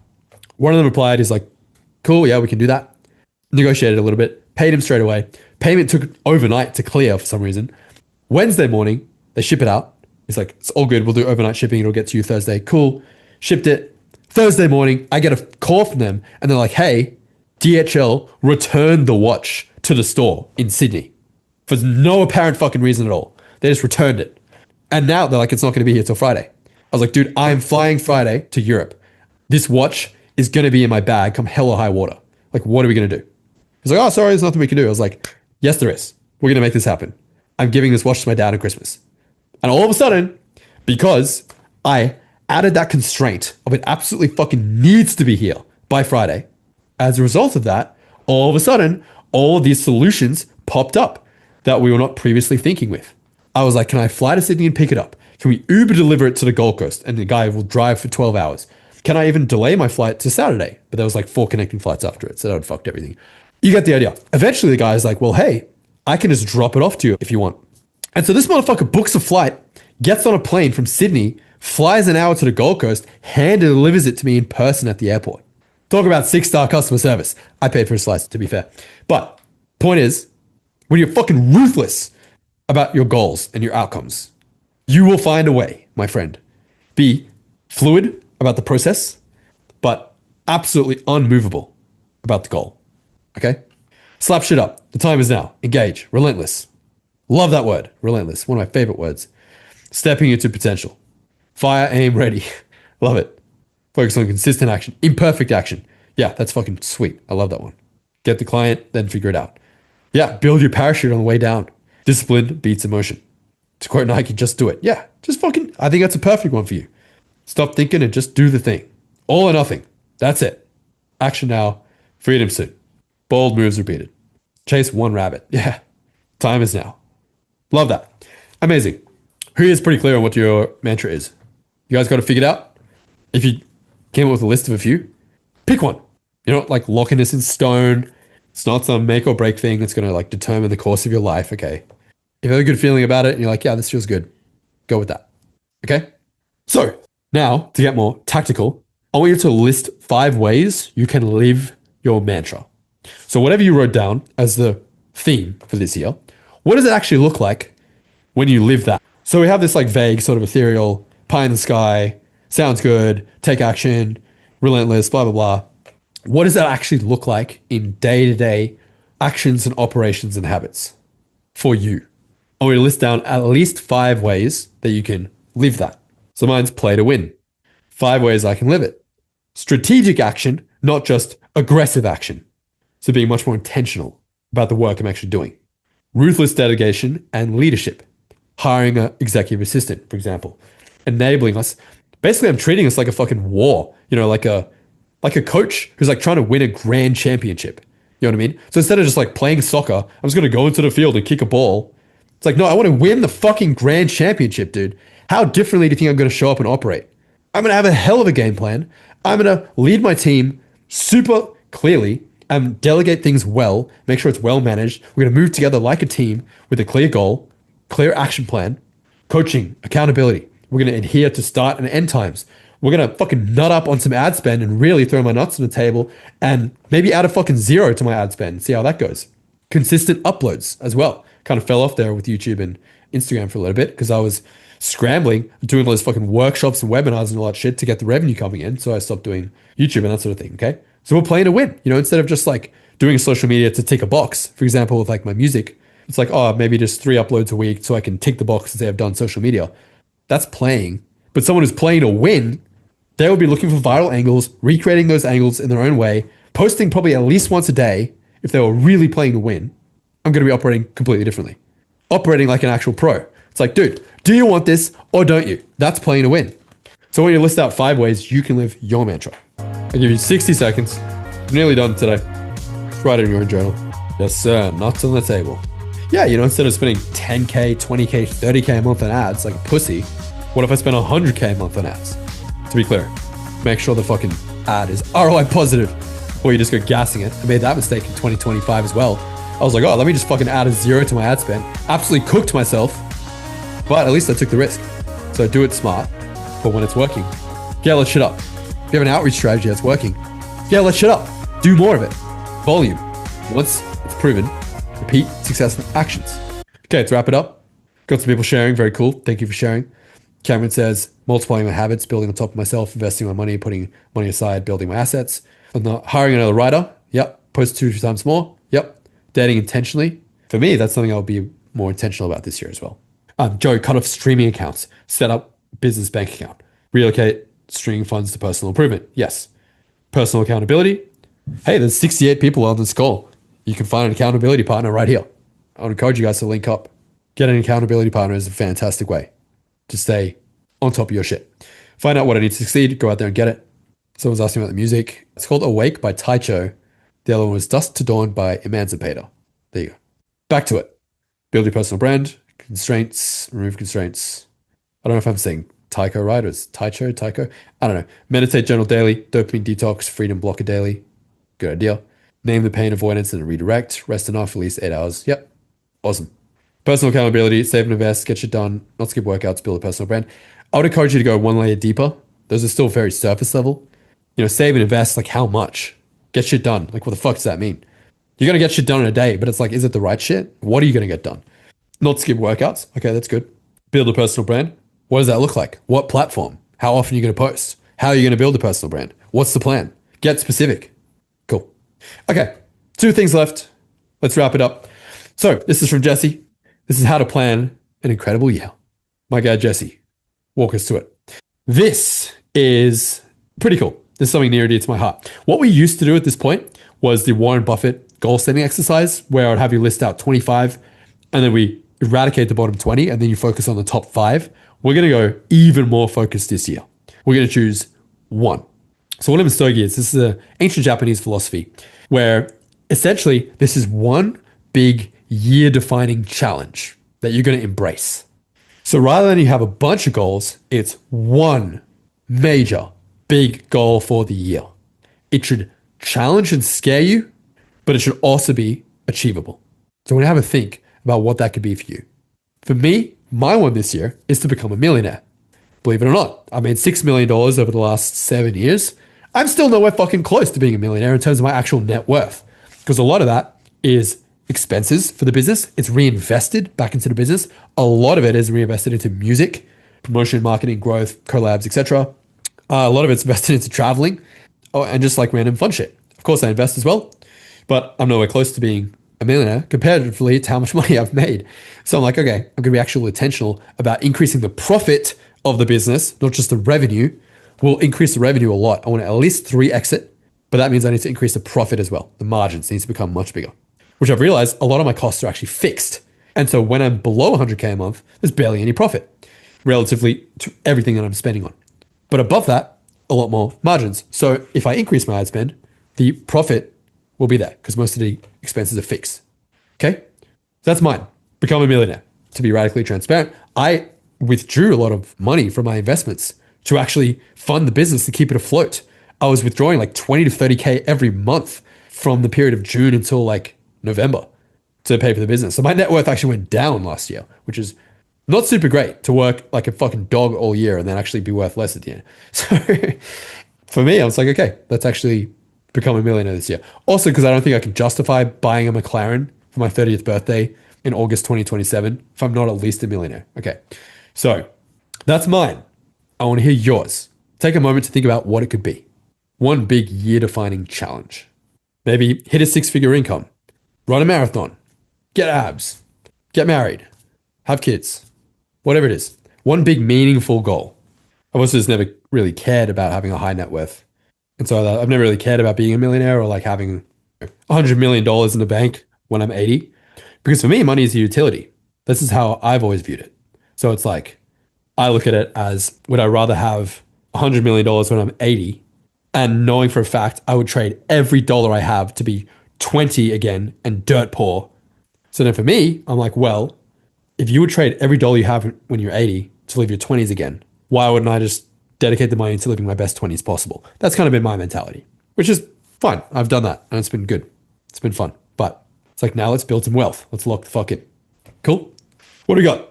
What's the Misogi 2026? The big year-defining challenge. Cool. Get to 10K a month. Make 200K this year. Hit a 30K a month from copywriting. Hit 100K a month. Let's go, Javon. Cameron, make 300K this year. Hit 12K a month. Make 300K, 25K a month. Hit 20K a month. Multi six figures. Get clear, how much is that? But is it 200 or is it 600? Is it, what's the number? 12K a month consistently. Jared, you could do that by the end of January, my friend. We want to stretch that a little bit. Make 250K. Yeah, Jared, I encourage you to set a big goal. If I made 100K this year, I'd give Sean my left nuts right now. You can keep your nut, my friend, and just make 100K. How about that? Okay, that's cool. We can kind of skip that. If you want to do this later, if you're still not sure what it is, what I encourage you to do is list 5 things that your Misogi could be if you're still not clear. Okay, you can do it after this call. I'm just trying to wrap it up. So list 5 things it could be. Who knows the answer to this question? We used to do 5 goals. And what I found, I used to set 5 major big goals every year. Most of the years, I didn't end up hitting most of the goals. I would get maybe 1 or 2 out of 5 because I'm pretty ambitious, but like still, that's not a great success rate. So this year, we're focusing on 1. Much harder to not hit your goals when there's only 1. It's like, hey, you have 1 job. You know what I mean? Who knows the answer to this? So story goes, one time Warren Buffett and Bill Gates were asked to separately and independently write down 1 word that explains their success. They both wrote down the same exact word. How crazy is that? Like, hey, if you had to describe all of your lifelong multi-billionaire success in 1 word, what would it be? They both wrote down the same fucking word. Who knows what the word is? Yeah, you guys got it. Focus is the word. So we're going to focus on 1 major goal for this year, rather than spraying and praying your attention and efforts into a whole bunch of different directions and goals. You can still have other goals too, fitness goals, study goals, social circle goals, personal development goals, whatever. But we're going to pick the one that matters the most. Don't worry too much about work-life balance. It's totally okay to be completely unbalanced for a while. Okay, we might actually need like 15 more minutes. Sean went overtime again. Shocking, I know. So let's land this plane. We have our big year-defining goal.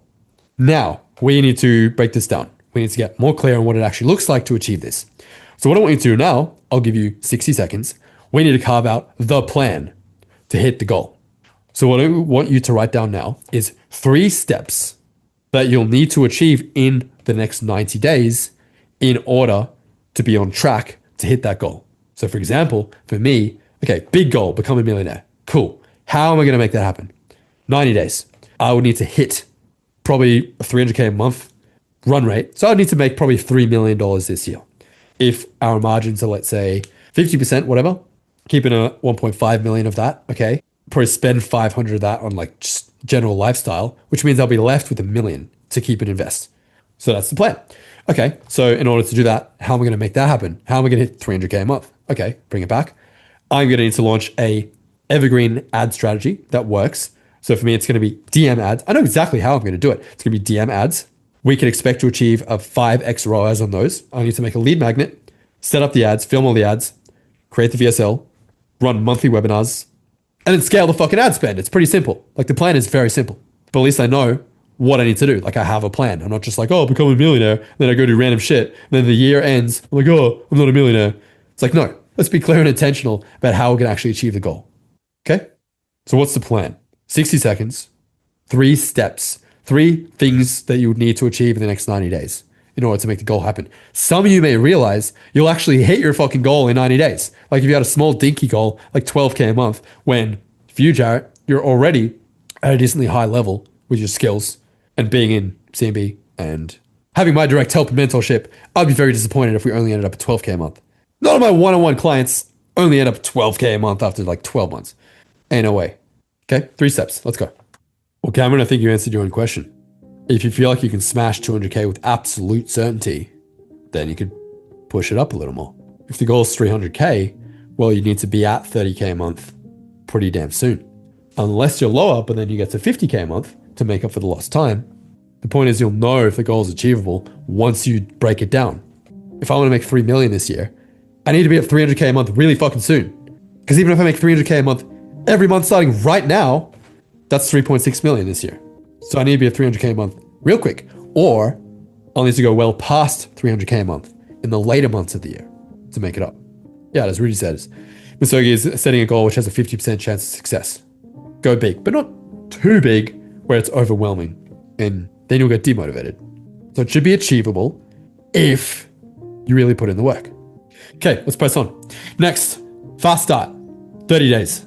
So I want you to break that 90-day plan down even further into what are the first immediate actions in the next 30 days that you need to do this month in January. You need to have done by the end of January in order to be on track to hit the 90 days, which will be on track to get the grand 12-month goal done. What are the first steps, things you need to achieve in January? 3 things, write them down. So for example, your goal is 10K a month. If you don't have any copywriting skills yet, obviously that'd be a great place to start. You best learn pretty quick. Start learning, start putting in intentional time, start studying, read books from the greats, Breakthrough Advertising by Eugene Schwartz, The Bourne Letters, Gary Halbert, phenomenal. Ogilvy on Advertising, another great book if you want to learn for free. Alex's books, $100 million Offers, Leads, and Money Models, great books. Consider investing in yourself as well. Maybe join a program like, I don't know, CMB if you're not in it. Then learn client acquisition, and then start hammering outreach would be examples of steps you can take this month. Let's go. Okay, final bit. So we talked about rocks before. Obviously, your Misogi is the rock. It's the big, grand rock, the giant boulder. But all work and no play makes Jack a dull boy, as they say. So what's his face? Jesse calls this Kevin's rule from his friend Kevin, who came up with this. Basically, his friend Kevin says, if I just have one fun mini adventure every couple months, then I will effectively guarantee that I live a great life. And so what these are just 6 mini adventures that you'll take this year. So roughly once every 2 months. And if you do that from the age of 30 to the age of 80, some of you are much younger, some of you might be older than 30, that's 300 adventures in your life. That's a pretty great life. These are the things that life is made of. So these are the memories. These are the experiences. These are the things you're going to look back on at the end of the year as the highlights, the high points, oh man, I'm so glad we did that. I'm so glad I took that trip. So glad I did that thing. So glad I signed up for that race, whatever it is. These are the trips, the races, the adventures. These are things that are easy to do, but also easy not to do. And because they're easy not to do, most people will just never end up doing them. They just stay on your bucket list, collecting dust. You fill your year with sand and pebbles again. Then you wonder why you didn't hit your goals or have any fun. And you had a pretty mid-year. We don't have a mid-2026. I want a fucking great 2026 for all of you, okay? So the whole idea with this, these are the remainder of the rocks. So if nothing else happens this year, besides you achieve the big Misogi, and you have your little 6 side quests, your mini adventures, you won 2026. That's the point of this, okay? So for me, last year, I honestly had way more than 6. But just as a little, I think it's 2024. Can't even fucking remember. 2024. Yeah. So for example, had a hot air balloon party with the Nelk boys and Shami. Played on their balloon. Went to Japan, did some ninja training. That was my birthday. Lots of fun. Had a first ever client event in Dubai, which was really cool. Had a little supercar day at the end. Got to drive all my favorite cars. Realized I don't want a Lambo. I want the McLaren, the orange one. Went on a cruise to Alaska with my girlfriend at the time, Brooke. Flew business class to Fiji. That was a cool mastermind trip. Met the Hormozis. Right, so those examples are like little mini adventures. And these are the things that I look back as memories. Like these really is what life is made of. It's these highlights that I look back and go, oh man, what a year. You know, we did this, we did that. What a great year. That's what we want to fill in. Now, I want to make it super clear. These things do not have to be grand or expensive. There are several things you can do, which are either free or cheap. Little trips you can take, things you can do. Doesn't have to be flying business class to Fiji, this, that, okay? What I want you to do is list out 6 ideas for mini adventures that you could take this year. I'll give you an example, some of mine. I'm going to run my first ever marathon in July. For some people, that might be a Misogi. That might be the big year-long thing if you're into fitness and that's like a big goal. For me, I have bigger goals than that, so a marathon's just a side quest, to be honest. That's in July this year. I'm going to run a marathon with my dad. Japan ski trip in March. Tomorrowland/Euro Summer in July. Get my boat license/jet ski license this month. Potentially buy a jet ski. Although that kind of is counterintuitive to the millionaire goal, but maybe a hair transplant in August too. I have a shit-ass hairline. Fucking mad widow's peak. And I'm like, you know what? I might just get that shit fixed too. That could be a little fun little mini adventure as well, a little side quest. Go to Turkey, do all that. Hey, bald to look, man. Bald's pretty cool too. Okay, those are just some examples. I'm not fit at all, by the way. So, a marathon is, it's a big goal. The most I've ever run is 10Ks, and I was fucking gassed after that. So, there is work to be done, my friends. Cameron's got to figure it out. Get your skydiver license. Hell yeah, that sounds fun. Walk trip with a group of girls and Julian. Don't know who Julian is, sounds like a cool guy. Judo tournament. Yeah. For example, last year, like taking up boxing, that was the thing that I did. That was pretty cool. Not free, but it's like, it's not expensive. Go once a week, every Monday morning, go boxing. Great way to start the week. Helps me reset my shit-ass sleep cycle as well, so I don't have to be up at like 7:30 every day. Every Monday morning. Coach is fucking brutal. I was on like 5 hours of sleep last night. I'm still super jet lagged from London. Kind of sick as well. Do you think my coach eased up on me? Absolutely the fuck not. This guy worked me twice as hard this morning. I couldn't even lift my arms after I was done. I literally had to wait 10 minutes before I could drive home. I was dripping in sweat. Brutal session, but very rewarding too. So who knows, maybe like even competing in a fight or something could be like a mini adventure for me. It's not currently a goal, but like maybe next year, I don't know. Fly business class for the first time, cool. Fly my sister/family into Bali, get your passport, go crazy with travels. Figure it out, where do you want to go? That's the first step. Where do you actually want to travel to? Work that out first. Japan snow trip, see you there. Skydiving, MMA fight, cool. Is that participating or watching? Very different. Live in Bali, motorbike license, fuck yeah. Go to Europe for brother's graduation. Dude, if those 6 things happened, I think we could agree it'd be a pretty phenomenal year. Get lost in Tokyo, big place, there's like 40 million people there, so good luck. Yeah, exactly. Now, all of a sudden, who's motivated to make more money? Now you have a reason to make the money. That's the whole point of this. Cameron's on his flight to Bali right now. If he drops off connection, that'd be why. Very cool. Just don't let the side quests take you away from the Misogi. That's the point of it. So if it's going to eat up like your whole year, then I would not encourage you to make that a mini adventure. Cameron's on the runway. Salutations, brother. Safe flight. Jackson Hole, Yellowstone, hiking Kings Peak. Yeah, a hike is literally free. All of you can do that. Iceland, been there, amazing place. Hiking the Cascades. Hunting at my friend's ranch. Sick. That sounds fun. Be an extra in a TV show or movie. Awesome. Figure out when and where and how you're going to make it happen. See what I mean? All of these things you guys could very easily not do. Or you put it in the calendar and you make it happen. So here's what I want you guys to do now. Put the things you just wrote down in your calendar. In fact, we'll do one more thing first. Let's do the last bit of today, and then we're actually done, okay? So, obviously, none of your big goals are going to happen unless you have the right habits. The problem is when most people try and create new habits, they try and do too much at once. They try and install 3, 4, 5 new habits, try and become a completely new different person in like one day. Oh, January 1st, I'm all of a sudden fucking magically going to start waking up early, going to gym every day, sending outreach messages for 4 hours a day, doing this, doing that, being super intentional about my health, quitting smoking, not drinking, partying or drugs. You know, it's like they try and fucking revolutionize their life overnight. It's like, okay, is that likely to stick? Probably not.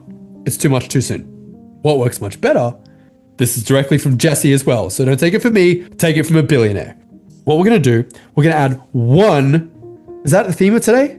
You guys getting the theme of today? Focus. One new winning habit every quarter. It takes something like 67 days or whatever for a habit to stick anyway, which is 2 months and a bit. So don't try to do too much at once. If you just add a new winning habit every quarter, that's 4 new amazing habits you'll have after a year. If you do that every year, you're going to be goddamn unstoppable in 3 years' time. So what we want you to do is write down a few things that it could be, come up with 5 habits that you would like to either start doing or stop doing. I'll give you guys 60 seconds as well. And then we're going to choose one to focus on for the next 3 months. I'll give you 60 seconds. Copywriting, what does that mean? What does that look like? We need to turn this into a habit. It needs to be super clear. Accountability, again, what does that look like? What does that mean? Focus, again, super vague. What does that mean? How do you know if you're focused? This needs to be something where, depending on the frequency of the habit, if it's a daily thing or if it's a weekly thing or if it's a monthly thing or whatever, you need to be able to literally tick a box. Like on a habit tracker, be able to tick, I did this today. Or if it's something you're trying to avoid, X, I didn't do this today. Like imagine you have a giant wall, every day you do it, you tick it.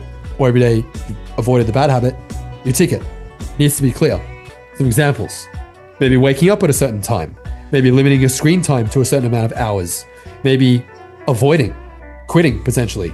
Alcohol, drugs, smoking, junk food. Avoid doom scrolling at night. Yep. Daily exercise, great one. Knowing when to put my phone away. Yep.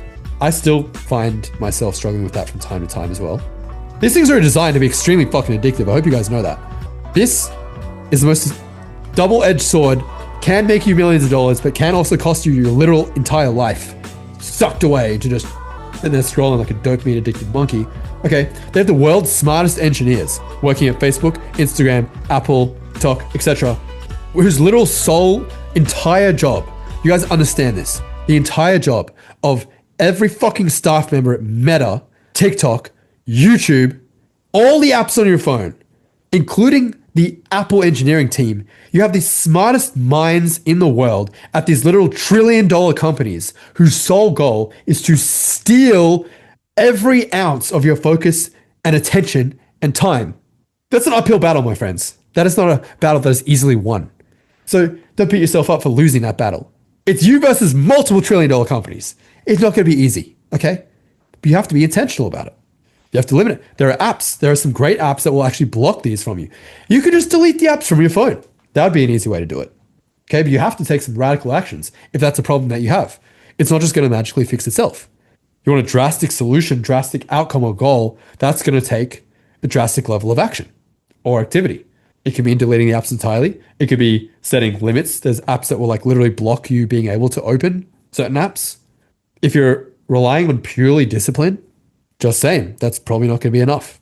Drug addiction, yeah, that'd be a fucking phenomenal one to focus on for this month.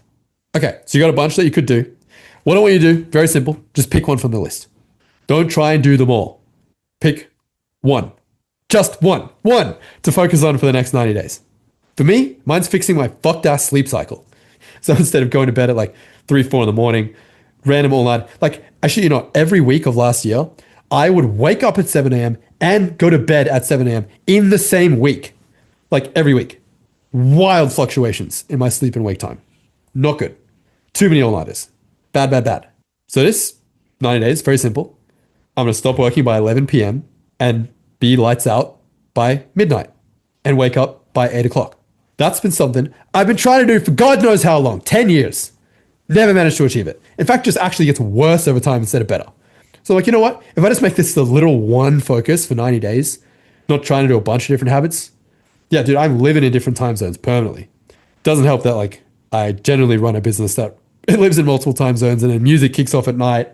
It's not easy, but again, it's never going to be easy. I just have to be much more intentional about it.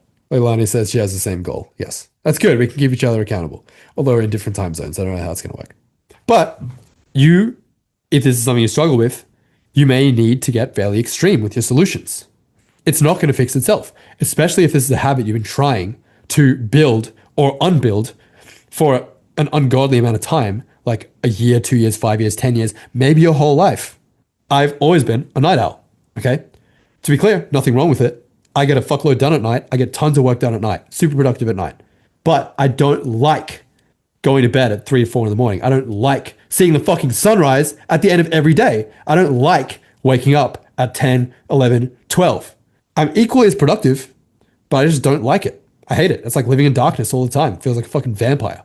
So for me, that's why I want to change. Okay. So you get some leverage on yourself, and then you also need a plan. So what I would do in my various attempts to achieve this over the last few years, which did work to be fair, I very simply had a friend of mine, Ed Ray, great copywriter.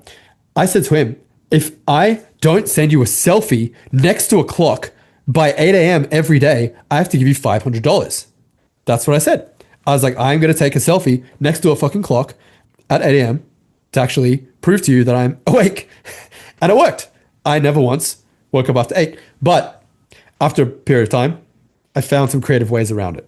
Let's just say that. Which again, fell back to my old habits. I just need more leverage on myself. I simply just need to make it a focus. I know chronotypes, all that stuff, but I'm also willingly able to change as well.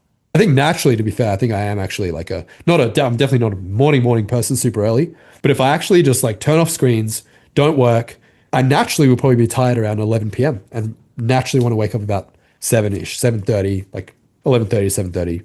I just fucking work through the tiredness and then get a second win at midnight that kicks me into another fucking 6-hour work session, okay? So that's the problem. That's what I'm trying to avoid.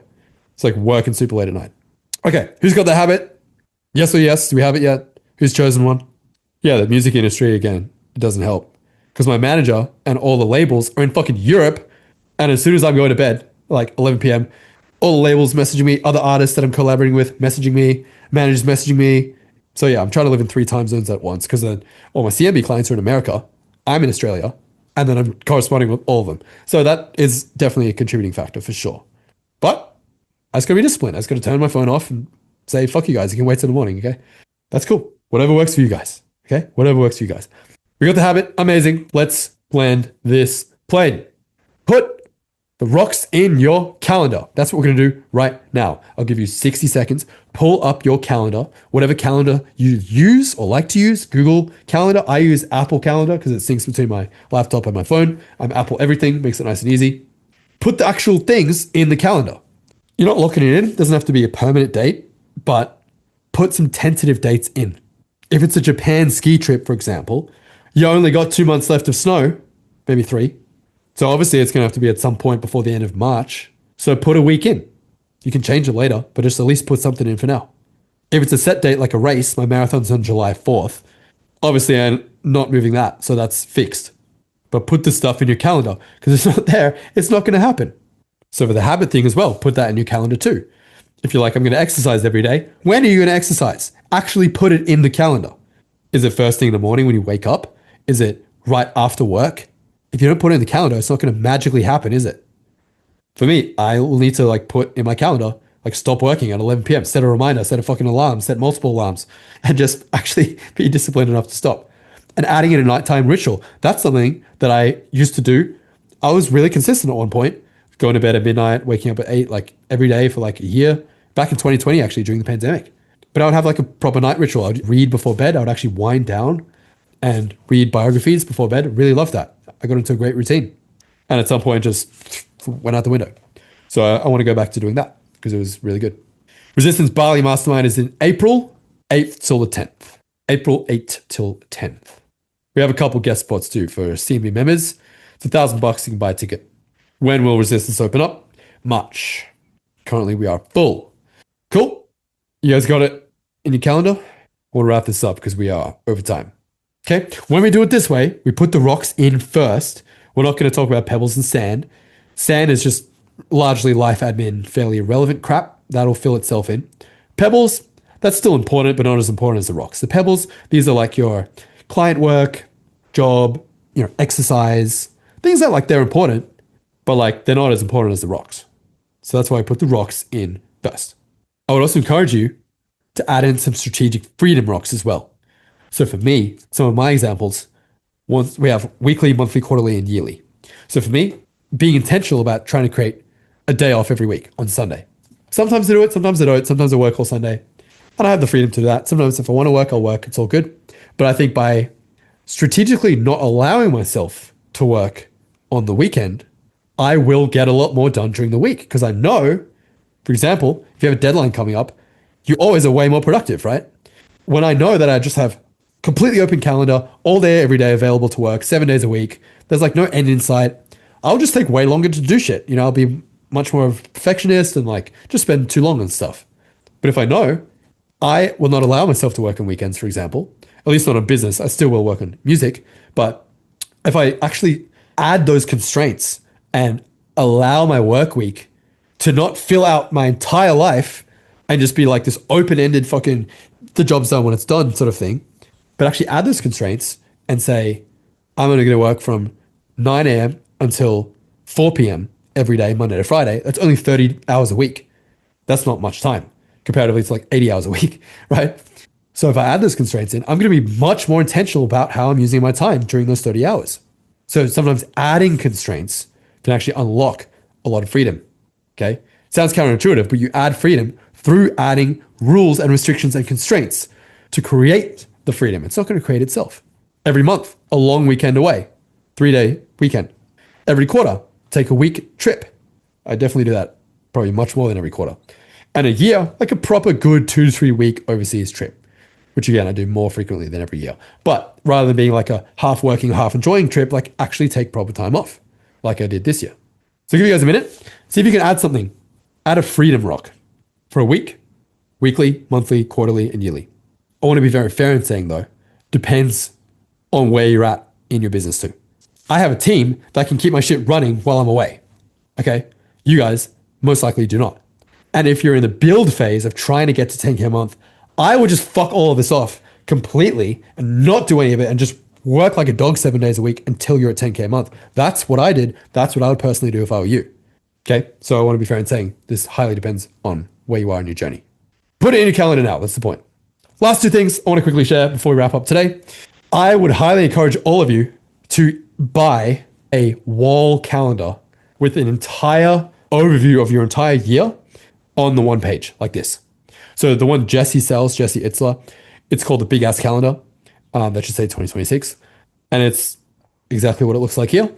It's a dry erase, so it's kind of like a whiteboard material. So you can draw on it, you can erase stuff, and you can just see your entire year in one glance, which is really cool because then you can put in the calendar, the rocks, the trips, the races, the whatever. The important stuff goes in there first. So when people inevitably start to try and swipe and take away your time, you go, no, that weekend's it's already blocked off. Okay. Now this calendar is like, I think it's $80 and it was like $80 more to ship it to Australia. And it would take like 3 weeks and I want it sooner than 3 weeks. So I went to Amazon. This is the one I got. I just typed in wall calendar on Amazon, dry erase wall year calendar, something like that. This is the particular one that I ended up getting. So it should arrive tomorrow.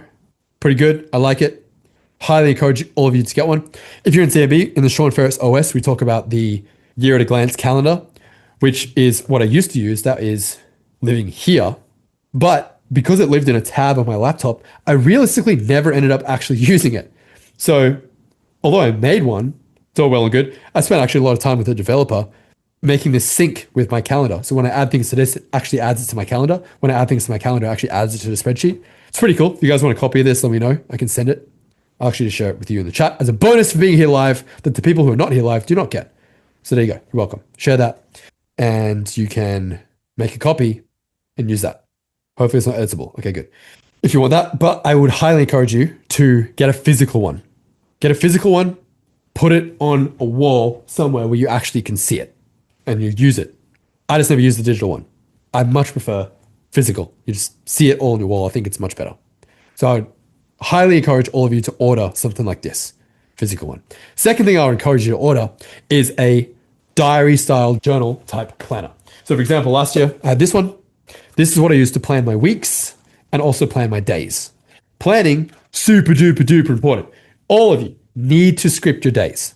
You should script your weeks, script your days. If you don't do it, you're going to fall prey to other people's agendas. That's how you keep ending the day feeling like you've worked all day, but actually got nothing important done. That's why you end your week feeling like you worked all week, but what the fuck do I have to show for it? And that's how you end your year feeling the same way. You understand?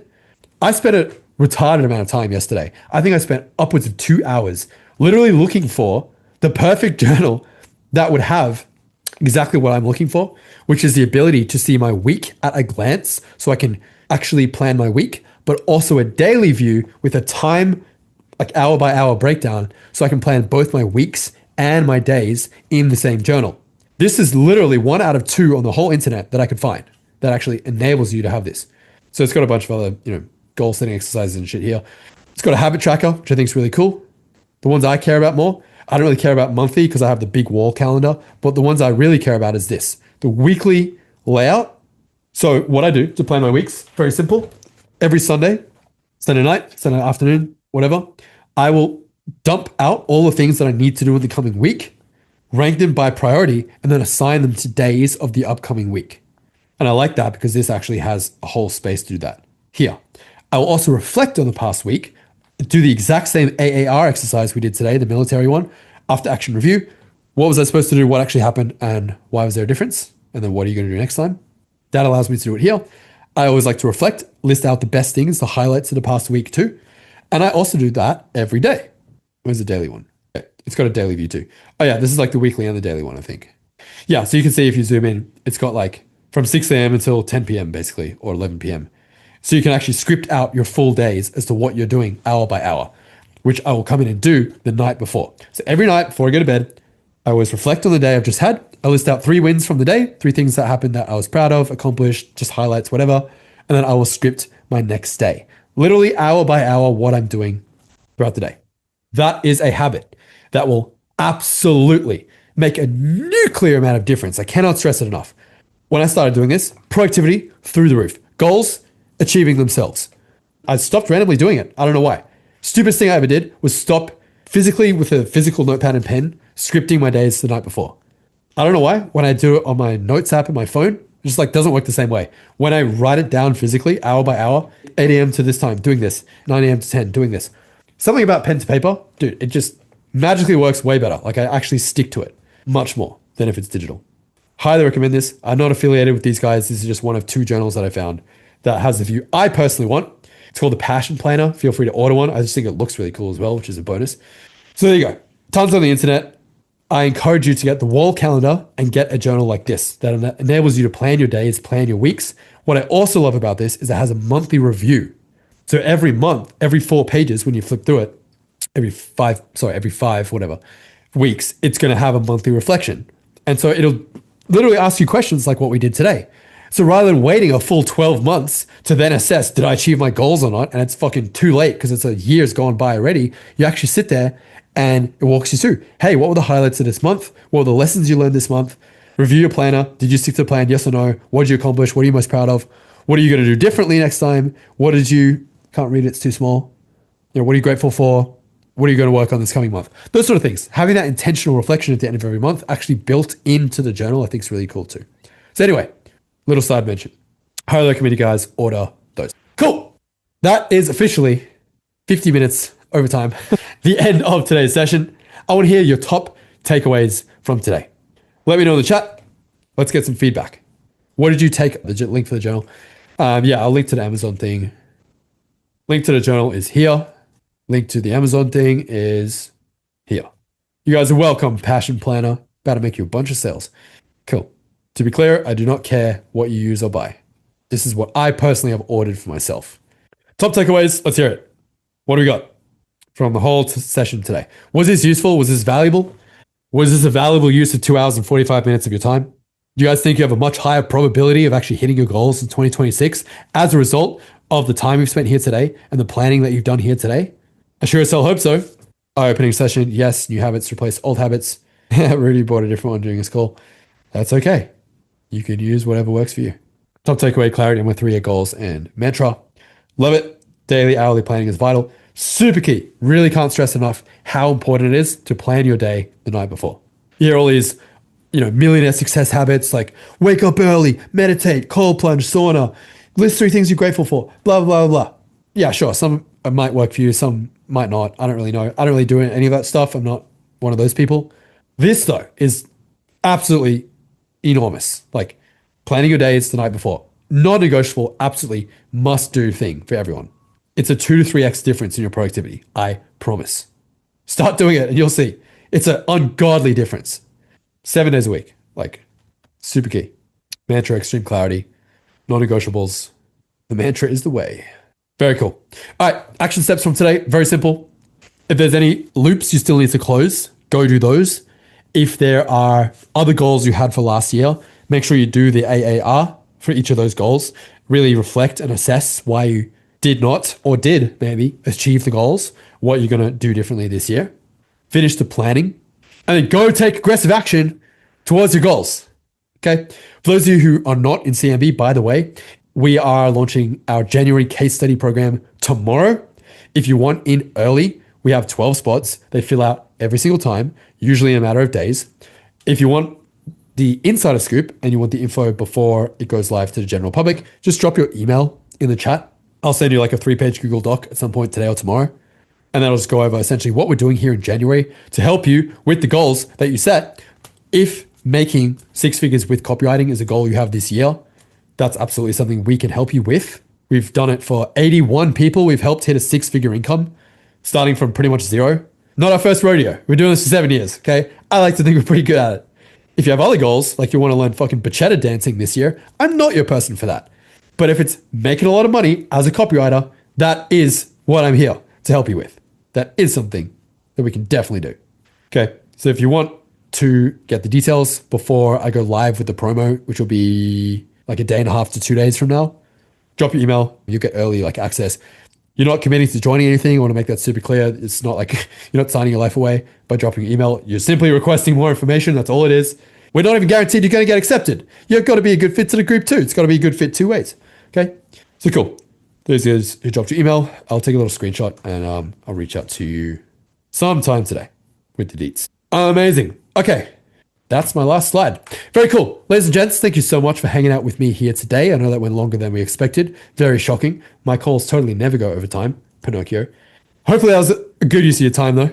Guarantee it'll be absolutely the highest ROI. Yeah, never. Highest ROI 3 hours you'll spend this year. So put the time in, really do it properly, do the reflection stuff, do the planning stuff. Like the more time you put in, the more you get out. So with that said, hey, congrats! You've just mapped out your best year yet. If one of your goals is hitting 6 figures as a copywriter, you need to watch this video next where I break down the exact system we've used to take 81 people from 0 to 10K a month. You've just spent 2 hours planning your year. Now it's time to build a copywriting business that makes the plan real. See you there.